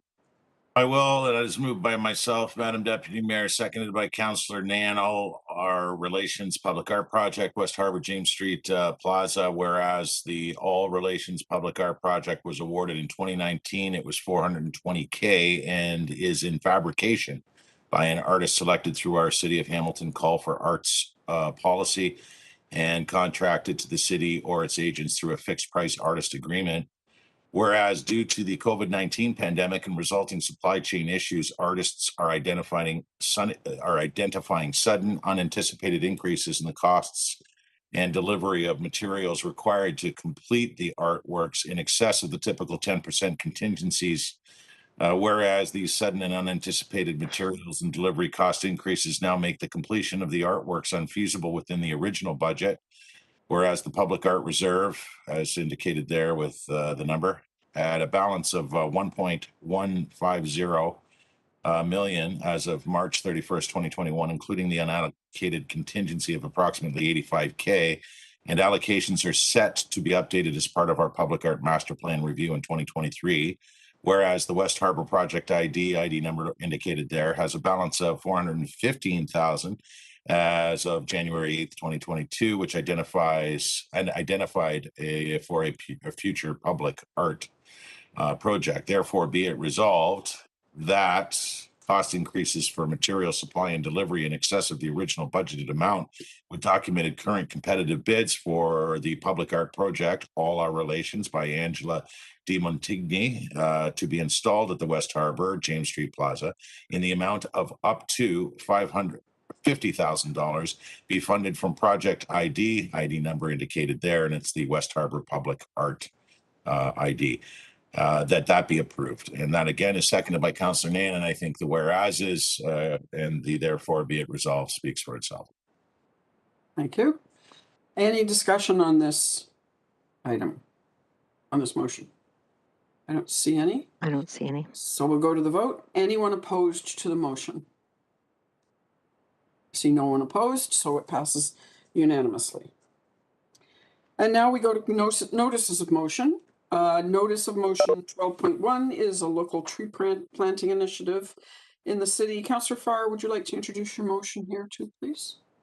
To be privy to time, I will leave it. It's before you. There's plenty of whereases, and therefore be it resolved. Because I'm leaving it, we can deal with it at our next GIC. But thanks on the previous motion for the support. And also I failed to thank Ken Coit, who's now in a new position with Heritage Planning, but certainly was helpful on the issue we had with the public art at James Street North. So thank you.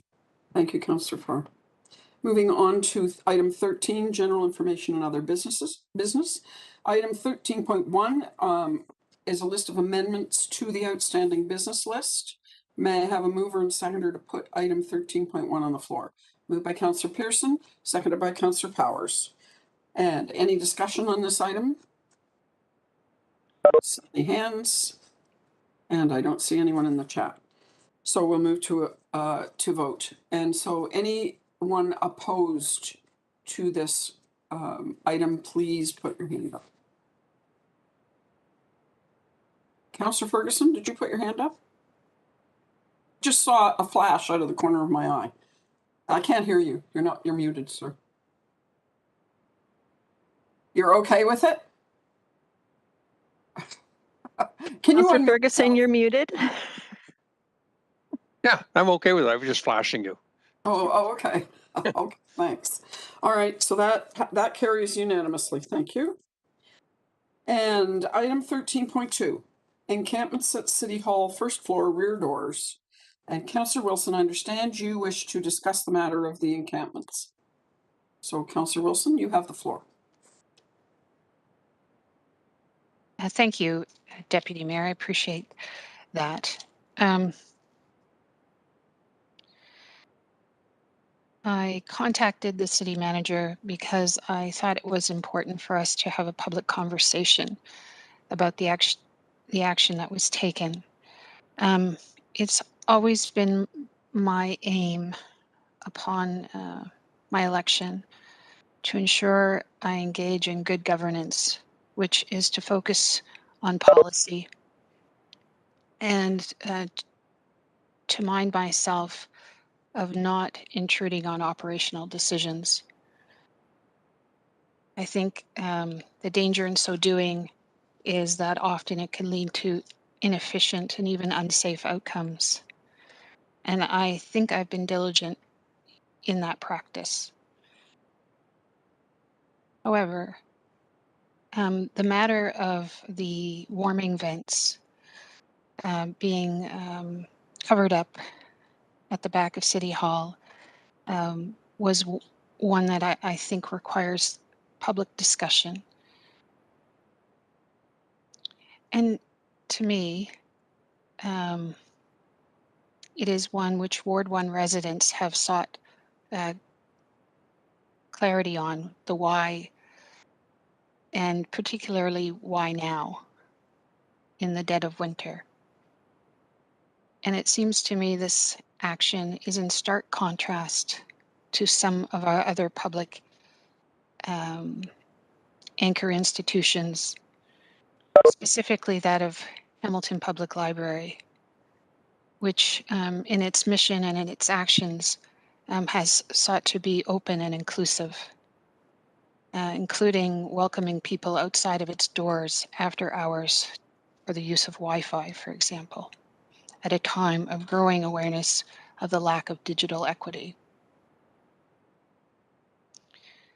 Upon learning the news of the hoarding going up, I submitted a number of questions and certainly noted my concern and reservation, to be diplomatic in my terms. So to that end, through the city manager, I would like to pose a series of questions on what triggered this decision, on whose authority was it to act, and what measures were taken in advance in an effort to provide some sort of accommodation in solving whatever the defined problem was, please, through the chair. City Manager Smith, I see you. Good afternoon, members of council, and thank you for the questions. Through the Deputy Mayor. First, I would say this wasn't an easy operational decision for staff to make. And it wasn't done quickly just after one or two incidents. Since the beginning of December, we've had a number of incidents of illegal behavior reported by security staff, a total of 34, with a significant number of them at the back door. And to give you a sense, it involved incidents such as fighting, verbal threats of violence, as well as verbal assaults and racial slurs to staff and security staff. And so when it initially started happening at the beginning of December, facility staff, we're engaging and making sure outreach staff have been engaging individuals at City Hall. And our outreach staff have been to City Hall twice a day, every day since October, to ensure that individuals sleeping rough around City Hall were aware of options available, able to secure shelter or housing. And, you know, there were 15 individuals over that period that were found housing or shelter. With the cold, because it has been very cold this winter, we did increase the shelter options because warming centers were typically only open during the day. There was to be 2 all-night warming centers run by some of our partners. One couldn't do it at the last minute because everyone's been having staffing issues with COVID. And so the city stepped in and has been running Bonetto as a warming center until one of our partners can take that on again as an overnight warming center when we have the extreme colds. And it's a difficult situation because we appreciate the situation we're in and for those that are living rough. But from an occupational health and safety perspective as an employer, we're also balancing our responsibility of ensuring the staff at the building are safe. And as the number of incidents increased over time, the type and severity of the incidents is escalated as reported through our security manager. You know, there were 13 incidents involving violence that the police had to be engaged in. It involved a 6-foot spear, and a gun was also recovered from the police, by the police. Staff were reporting fear, etc. So the head of facilities has a responsibility for the health and safety of City Hall. I would say all our senior staff have a responsibility for health and safety for their employees, and they've been trained from HR in that perspective. And so after coming together, making sure outreach was still going, that we had extra spots available. They made the difficult decision that they had to remove the main catalyst for people congregating, which was the vent. So that's kind of where we landed. We haven't had any incidents since. We've received thank yous from staff who now feel safe. And we've made sure that, those 2 overnight warming centers are available. And we've been, staffing them with staff pulled from other areas until our partners are able to do that. I also want to confirm, because we know we have an issue where we want to have successful tenancies for our homeless individuals. And so I can also confirm that efforts are underway to work with the province through our healthcare, hospital, police, McMaster, and Hamilton Community Foundation partners to obtain funding for mental health and addiction supports.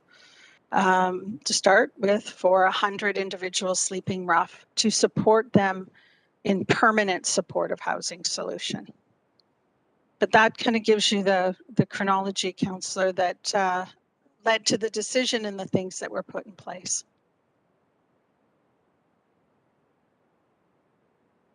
Councillor? Thank you very much, City Manager Smith. I appreciate the chronology and the details that you've offered publicly and for us all and added to it. I just have a few supplementary questions, if I may. Not at all to discount the feelings of staff and their experience, but if you were able to provide comment on what measures, if any, were taken to provide for if the back vents were the main magnet, if you will, because of the heat, and if staff were feeling a variety of feelings from discomfort to fear, etc. What measures were put in to try and accommodate, for example, a different entrance and exit or anything like that, please? Thank you, Chair. Manager Smith. Yep. Thank you, through the Deputy Mayor. I would say that it became, when the incidents were escalating, that weapons were involved in police around the building, that even changing the entrance to the building, there was a sense as of a public building with members of the public, etc., but staff coming in and out, that there was a general unsafe area around the building, that after watching the videos, etc., and having to call the police and having those weapons, there felt the need we had to take that step. I see Rome's also put in up his camera, Rome D'Angelo, who oversees our facilities. Well, through the chair, Rome D'Angelo, Director of Energy, Fleet and Facilities, if I can add to that, the rear door at City Hall is a designated fire door, and it's in our fire plans as an exit and egress to get out of the building, as well as whenever there's a fire or an incident, that's the location that the fire department goes to, is the back of City Hall. And for a number of reasons, the fire annunciation panel is in the vestibule of that rear door. There's ancillary equipment that the fire department hooks up to at City Hall, which is adjacent to the rear door. And the designated elevator for the fire department is at the rear door as well. So there's various reasons why we need to make clear of that door for protection of the building, protection of the people, and through and again, it was referenced, decisions were made based on occupational health and safety and the fire code. And I know there's been a lot of dialogue in terms of citing where in the fire code, but we've done our due diligence as it relates to the fire code. And I do have it here. Under Fire Code 2.7.1.7, it states means of egress shall be maintained in good repair and free of obstruction. And that, between occupational health and safety and the fire code, as the facility director and the owner representative of the building, I had to take action. Councillor. Thank you, Chair. Thank you, Mr. D'Angelo. So on the fire code, I don't pretend to know any of the details around there, but in something like that, would you also have to seek counsel from Chief Cunliffe? Or is that your decision to make according to the regulations that you've just cited?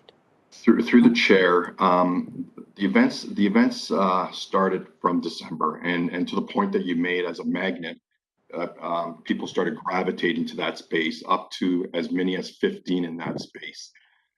So we didn't act hastily. We did meet with several key department leads in the organization to have this discussion. We met with housing outreach, the building department, corporate security. We've also engaged the police department through corporate security to have those discussions. We reached out to municipal bylaw. So was fire included in that discussion? They weren't included in the initial discussions, but we've done our due diligence in terms of understanding occupational health and safety regulations and the Ontario Fire Code. There's details in there that is understood based on the role that myself and my managers have. Councillor. Thank you, Chair. So just so I understand, because that would be your decision to make, and it's within your mandate to do so. Through the chair, absolutely. It's the owner's responsibility, and they're obliged to take action. Councillor. Thank you. 41 seconds left. Oh, in your 5 minutes. Thank you, So Chair. I can put you on at the end of the speakers that are on the list now as well. But I just wanted to let you know that there's 41 minutes, 41 minutes, I was going to say, 41 seconds left for you to ask this question. Thank you, Chair. I appreciate that. Just a few other questions. Mr. D'Angelo, or to City Manager Smith, was there any damage done to the outside to the exterior of City Hall during this time? Through the chairs, sorry. There was some vandalism. There was graffiti on the marble wall, permanent marker, and other items that were damaged. So there was a number of items and incidences that led to property damage. Councillor? Thank you, Chair. My last question, obviously due to the time, to the City Manager or to Mr. D'Angelo, could you speak to the action, any action that is forthcoming, and the estimated cost for the public? Thank you.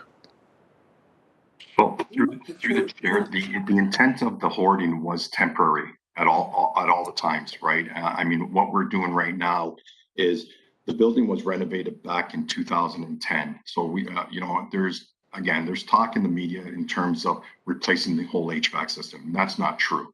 What we're looking at is reconfiguring the exhaust system, because there's a plenum that runs up the building. And is that the ideal location to have exhaust coming out of the building? And so our exercise after this is really looking at our exhaust system to see where we could properly exhaust the air in the close proximity to the tower. So the only action really after this is really looking at an engineering review on where it would be suitable. And then if there's a capital request, the capital request would come to City Council for decision. Thank you, Rome. Councillor, you do have 21 seconds left if you have another quick question. Thank you. Just because I've been asked and I'm trying to be accountable, how many City Hall employees were working from the building, please? So through the chair, we've taken an inventory of our card access database, as well as our manual login sheets from December 1st to as current, right? The average is 98 staff, 87 public by appointments. When we had the shutdown, it was by appointment only. But when there was walk-in, there was an average of 87. And then we do have contractors like our cleaning staff, our security guards, as well as various trades that come in and out of that building to do maintenance. So I mean, if you add up that number, it's close to 200 daily. Thank you. Councillor, 14 seconds. Thank you. I appreciate the opportunity to ask questions. It's very helpful. So, Councillor, do you want me to put you back on the list, or are those your questions? Thank you, Chair. I'm going to go to my cheat sheet and see if I've got them all in. Thank you. Fair enough. The next person on the list is Councillor Farr. The floor is yours, sir. Thanks, Madam Chair. I'm glad the issue's coming to the floor today at GIC with all of council and the public hearing what we have heard so far. I appreciate that it's on the agenda. In answer to the first councillor's questions to come forward on this, I heard Janet say that, quote unquote, it wasn't done quickly. There were 34 incidents. Outreach staff met 2 times a day since October at the City Hall site, even before this December 1st issue. We found shelter for 15 of those houseless individuals around City Hall. We just heard. Quote, city stepped in running Bonetto as an overnight warming center, end quote. I know very well that initiative based on staffing issues at Wesley, who normally would be working with us for the overnight warming center. But because of the COVID staffing issues, as our city manager mentioned, the obvious answers to occupational health and safety requirements were, I think, key to bring up here today. The type and severity of the 34 individual reports and the fact that they were escalating over time is a bit of an issue, and particularly when you're talking about things like the 6-foot spear and the gun. Between December 1st and 25th, actually, I also looked into this quite obviously. The Center of Governance is in my ward, Ward 2, and those 13 violent acts, just to expand a little bit, that required police engagement. There was fighting, there was drug use, the gun, physical positioning and posturing, implying threatening behavior to security staff, which was sort of mentioned, threats of harm with use of a weapon that included that 6-foot spear. The racial remarks directed at our security staff, I know none of us are keen on hearing that news. It's pretty disturbing. We support zero tolerance at our city facilities. The physical assault of a security guard. Trespass to City Hall outside business hours, so going inside City Hall outside business hours. And even one incident, I believe, of someone barricading themselves in a City Hall washroom. So fairly unnerving, obviously, for the public and even one of our staff. We all received the email. I won't say who the staff is, but this is what it said, quote, as a member of staff who has been at City Hall probably more days than home during the pandemic, I've seen many unnerving things while entering and exiting City Hall. I am often in early and leave late. I've had to step over people, needles, and fecal matter, and been subjected to comments that have made me feel very nervous about entering and exiting the building. Long story short, I want to say thank you for making me feel safer about entering and leaving City Hall. I truly appreciate it, end quote. I had some questions already answered by the previous speaker. The significance of this entrance in terms of health and safety, accessibility, and emergency response. We just heard Rome talk about him doing, as a director of facilities, his due diligence and his reference to Fire Code 2717. I keep thinking about anybody on council who may have participated over the years in fire drills. Whenever we go outside, we're yelled at if we stay too close to those doors. That's pretty much an indicator that you got to get clear of that for public safety reasons and for our staff safety and evacuation safety reasons. So there's more, obviously, to this than the closing of the vents. I think one of the key messages that I'm very grateful our city manager has highlighted, and hopefully will be highlighted as further dialogue on this continues in the community, and that all of us, including the previous speaker, can share with our residents, is that, you know, since October, we've done twice daily outreach work with our nationally recognized housing services folks. And I don't want that to be overshadowed. I mean, this escalated over time, December 1st to the end of January. I think the reasons for the actions are clear. It's not a great scenario. The optics aren't great. particularly in the deep freeze, but trust me, Bonetto was open as an overnight warming center, essentially a shelter with beds and all of that.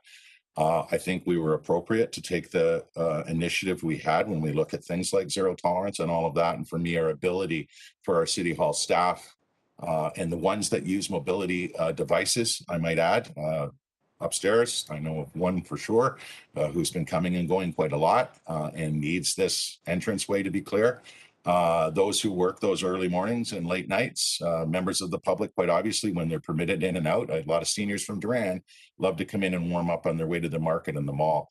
Having unimpeded emergency response is really, truly something that should not also be overshadowed in this situation.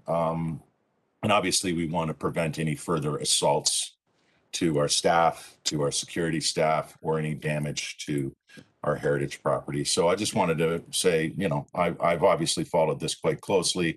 I want to say I appreciate that Rome was just doing his job, and that a myriad of other qualified city staff, right on up to our city manager, have been involved. This hasn't been some exercise of deception or anything like that. Those living rough get options in the city. Probably we do a better job than most cities in this nation. And those options include warmth in these frigid times. I get the optics, but they have options. In addition to the warmth at these options, they get things like showers and food and support services to help them through their difficult times, addiction, mental health, both.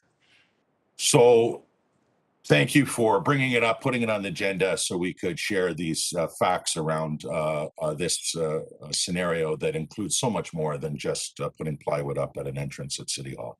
Thank you. Thank you, Councillor Farr. I gave you a little leeway there. You were just a little over your 5 minutes, but it seemed that it was quite an important, comment. So I wanted to let you finish. On the speakers list, I also have Councillor Powers. Thank you, Madam Chair. I want to relate, if you do the statistics of entry, you'll find that I was one in coming into City Hall, and I had two experiences on the same day. I chose to enter the building from the lower level, which is where the vents are. Needless to say, my access was impeded. In fact, the polite ask that I made in order to pass through was responded in a less than polite manner and an increasingly threatening manner. So rather than push the issue, I left. And I went around and I went up the stairs and went to enter from the second level, where there were a number of people grouped in front of those doors. We know there's no heating vents there, but there is an element of overhang. So they were there to protect from kind of falling elements that took place. Once again, I asked politely if they would step aside. No movement at all. So I swiped my card and I stepped over them. I can tell you from the second experience, it was an inconvenience. I didn't feel threatened, but certainly from the lower level it was threatened, and who knows what the trigger could have been to escalate it. So I am supportive of the decision, the thoughtful decision made by staff and the action by staff in order to, how should we say, reduce the potential for escalation and confrontation. And I'm very grateful to the staff for finding alternatives in order to assist the people who are in need at this time of year. And I'm leaving it at that. Thank you, Madam Chair. Thank you, Councillor Powers. I do have Mayor Fred Eisenberger, and then I will go to Councillor Ferguson. Mr. Mayor. Thank you very much, and I just want to thank Rome and all the staff that worked through this process. You know, you had to know that that was going to kind of develop a lot of criticism in our community for some, but you know, I think, you know, the kind of behavior that is being identified here, well documented, and not an occasional issue, is not an appropriate circumstance in any public place in our community, quite frankly. If you know, if you want to think about whether or not it's appropriate in front of a mall or in front of a police station or in front of one of rec centers, you know, you name it. None of that is acceptable behavior for these individuals, as challenged as they are. And we have a duty to ensure that we protect our staff and the public from having to have experiences and racial slurs thrown at them, having to step over people to get into their city hall. None of that is appropriate. And so I really do appreciate the fact that actions had to be taken over and above the fire code issues. And you know what, I'm not going to get into, you know, the unfortunate building permit issue that's behind us. That shouldn't have happened, but it's been rectified.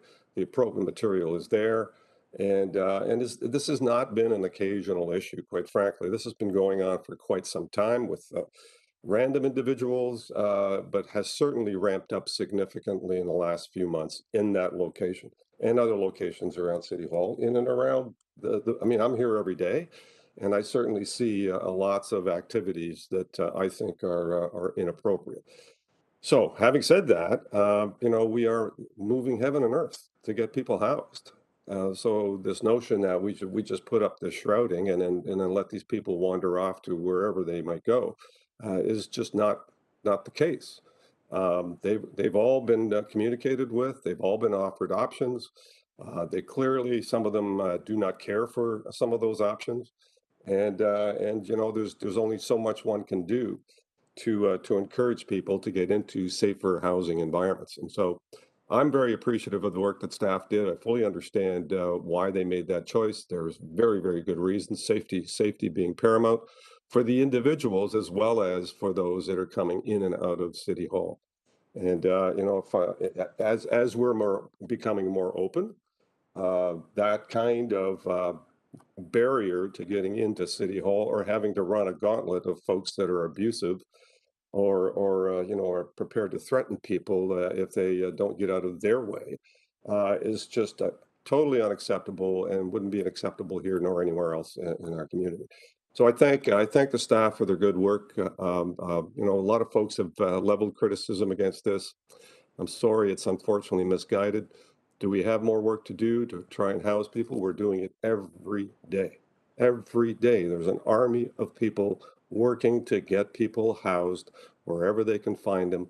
I mean, I'm talking about an army of people working to make that happen every single day of the year. And so that work continues, and that will not stop.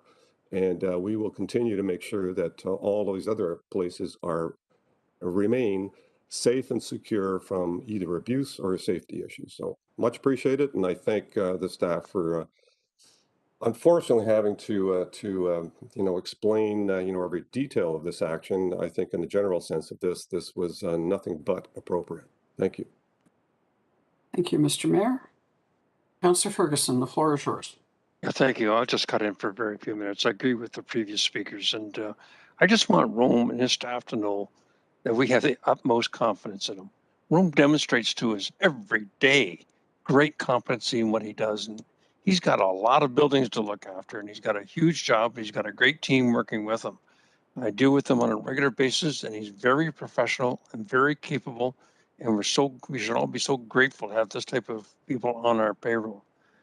And I'll face the building permit issue.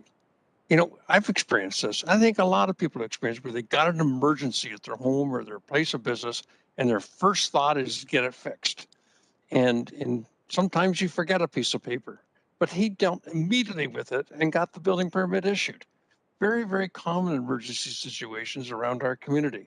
So I offer no criticism at all to them for proceeding and getting the job done and then sorting out the paperwork afterwards. And so I want to publicly congratulate all of them, particularly Rome, for his leadership, and we're so lucky to have you, Rome. Thank you. Thank you, Councillor. That is the end of my speakers list. And so, Councillor Wilson, did you want me to come back to you? Sorry about that. Thank you, Chair. I appreciate the overview by staff. I don't think it was, in my opinion, inappropriate for there to be a public discussion about this. It's not suggesting trying to delegitimize any professional action and assessment that was taken. This is the people's house, and the people had an interest in it. And I think it's both within our right and our duty to ask these questions. It's unfortunate if anyone reads into that question anything other than that. So thank you, City Manager Smith, and to staff for answering the questions for the public record. Thank you. Thank you. Madam Clerk, do I have to do anything with this question? Do we have to receive the information or? No, through you, Madam Deputy Mayor, there's no action on this one. Okay, thank you. Are there any other items of general information or other business? I don't see any hands. I wonder, is it appropriate to commend our facility staff and city manager for their good work? I think that would be wonderful. Would you like to do that? I would. All right, the floor is yours. I would move that. Okay, and so moved by the mayor, seconded by Councillor Powers. Councillor Powers, did you want to say anything? No? Okay. Can I third it? Sure. Thirded by Councillor Ferguson and various others. And so commendation to the staff for their good work and their diligence in everything that they're doing. And let's vote on that. Anyone opposed to commendation to the staff? I see. Councillor Danko, would you like to speak to that? Yeah, I'm just confused procedurally. So a motion to accommodate the staff during the outstanding business items? It would be other business. It would be other business. Any councillor can bring up other business under this section of the agenda. So would you like me to get clarification from the clerk? Please. I will do that. Yes, through you, Madam Deputy Mayor, under items of general information or other business would be the appropriate time to bring up not so much a staff report, but matters that relate to the community, matters such as this one. It is the appropriate time. Okay, thank you. You're welcome. Thank you for asking. Okay, so I'm going to go back to voting. Anyone opposed to this motion? I see no hands, so it carries unanimously. Thank you, Mr. Mayor. Thank you. Okay, now I need, sorry, I just need to check the roadmap here because it's been a little bit. Page 12. Sorry? Page 12? Yeah, yes. I was just looking back to see whether. I'd be happy to move the in-camera minutes if you like, Madam Chairman. No. So closed session minutes of January the 12th, 2022, moved by Councillor Ferguson, seconded by Councillor Pearson. Any discussion? I see none. So anyone opposed to approval of those closed session minutes? Please raise your hand. No. So that carries unanimously, Madam Clerk. Thank you. Thank you. And may I please have a mover and seconder to move into closed session respecting item 14.2 pursuant to section 9.1 subsection C of the city's procedural bylaw 12-021 and section 239 subsection C of the Ontario Municipal Act 2001 as amended, as the subject matter pertains to a proposed or pending acquisition or disposition of land by the municipality or a local board. We will require a vote, and I've now forgotten who the seconder was. Oh, Councillor Pearson, right? Councillor Pearson, I believe, was the mover. We didn't get a seconder. I thought it was. Partridge. Oh, I'm sorry. It was the closed session minutes. Seconded by Councillor Partridge. Thank you. I guess I launched into the blurb about the in camera. Okay. So anyone opposed to going in camera? Seeing none, that carries unanimously. We We just need about 2 minutes to get there, folks. And just a reminder for the counselors to please move into closed session and e-scribe as well. Okay, and I'm just going to finish the rest of the blurb that I'm supposed to read to the public. Members of the public, this meeting will continue following the closed session portion of the meeting when you see the members of council rejoin the meeting. I would ask that all members of the public please exit the WebEx meeting, and as well, any staff that are not directly related to item 14.2 are also asked to please exit the WebEx meeting. And we'll wait for the clerk to confirm that we're in camera.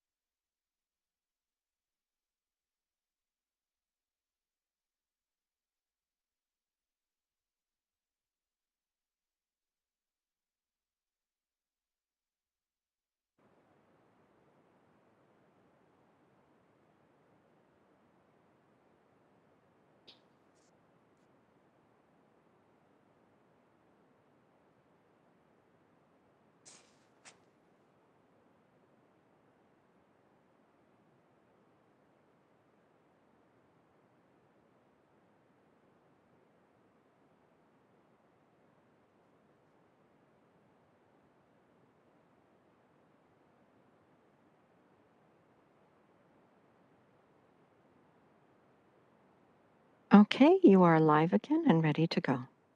Thank you, Madam Clerk. So we are back in session and we are on item 14.2, which is the acquisition of part of 339 Mountain Brow Road in Hamilton. And the report is PED 22017 and it's in Ward 15. May I please have a mover and a seconder to approve the following?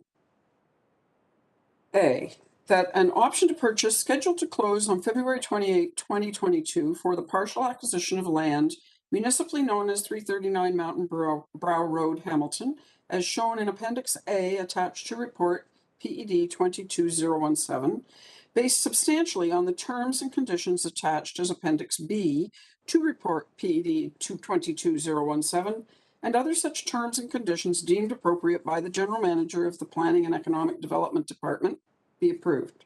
B, that all costs related to the acquisition of part of 339 Mountain Brow Road, Hamilton, be charged to Project ID 403-128-0288, as outlined in Appendix B attached to report PED 22017.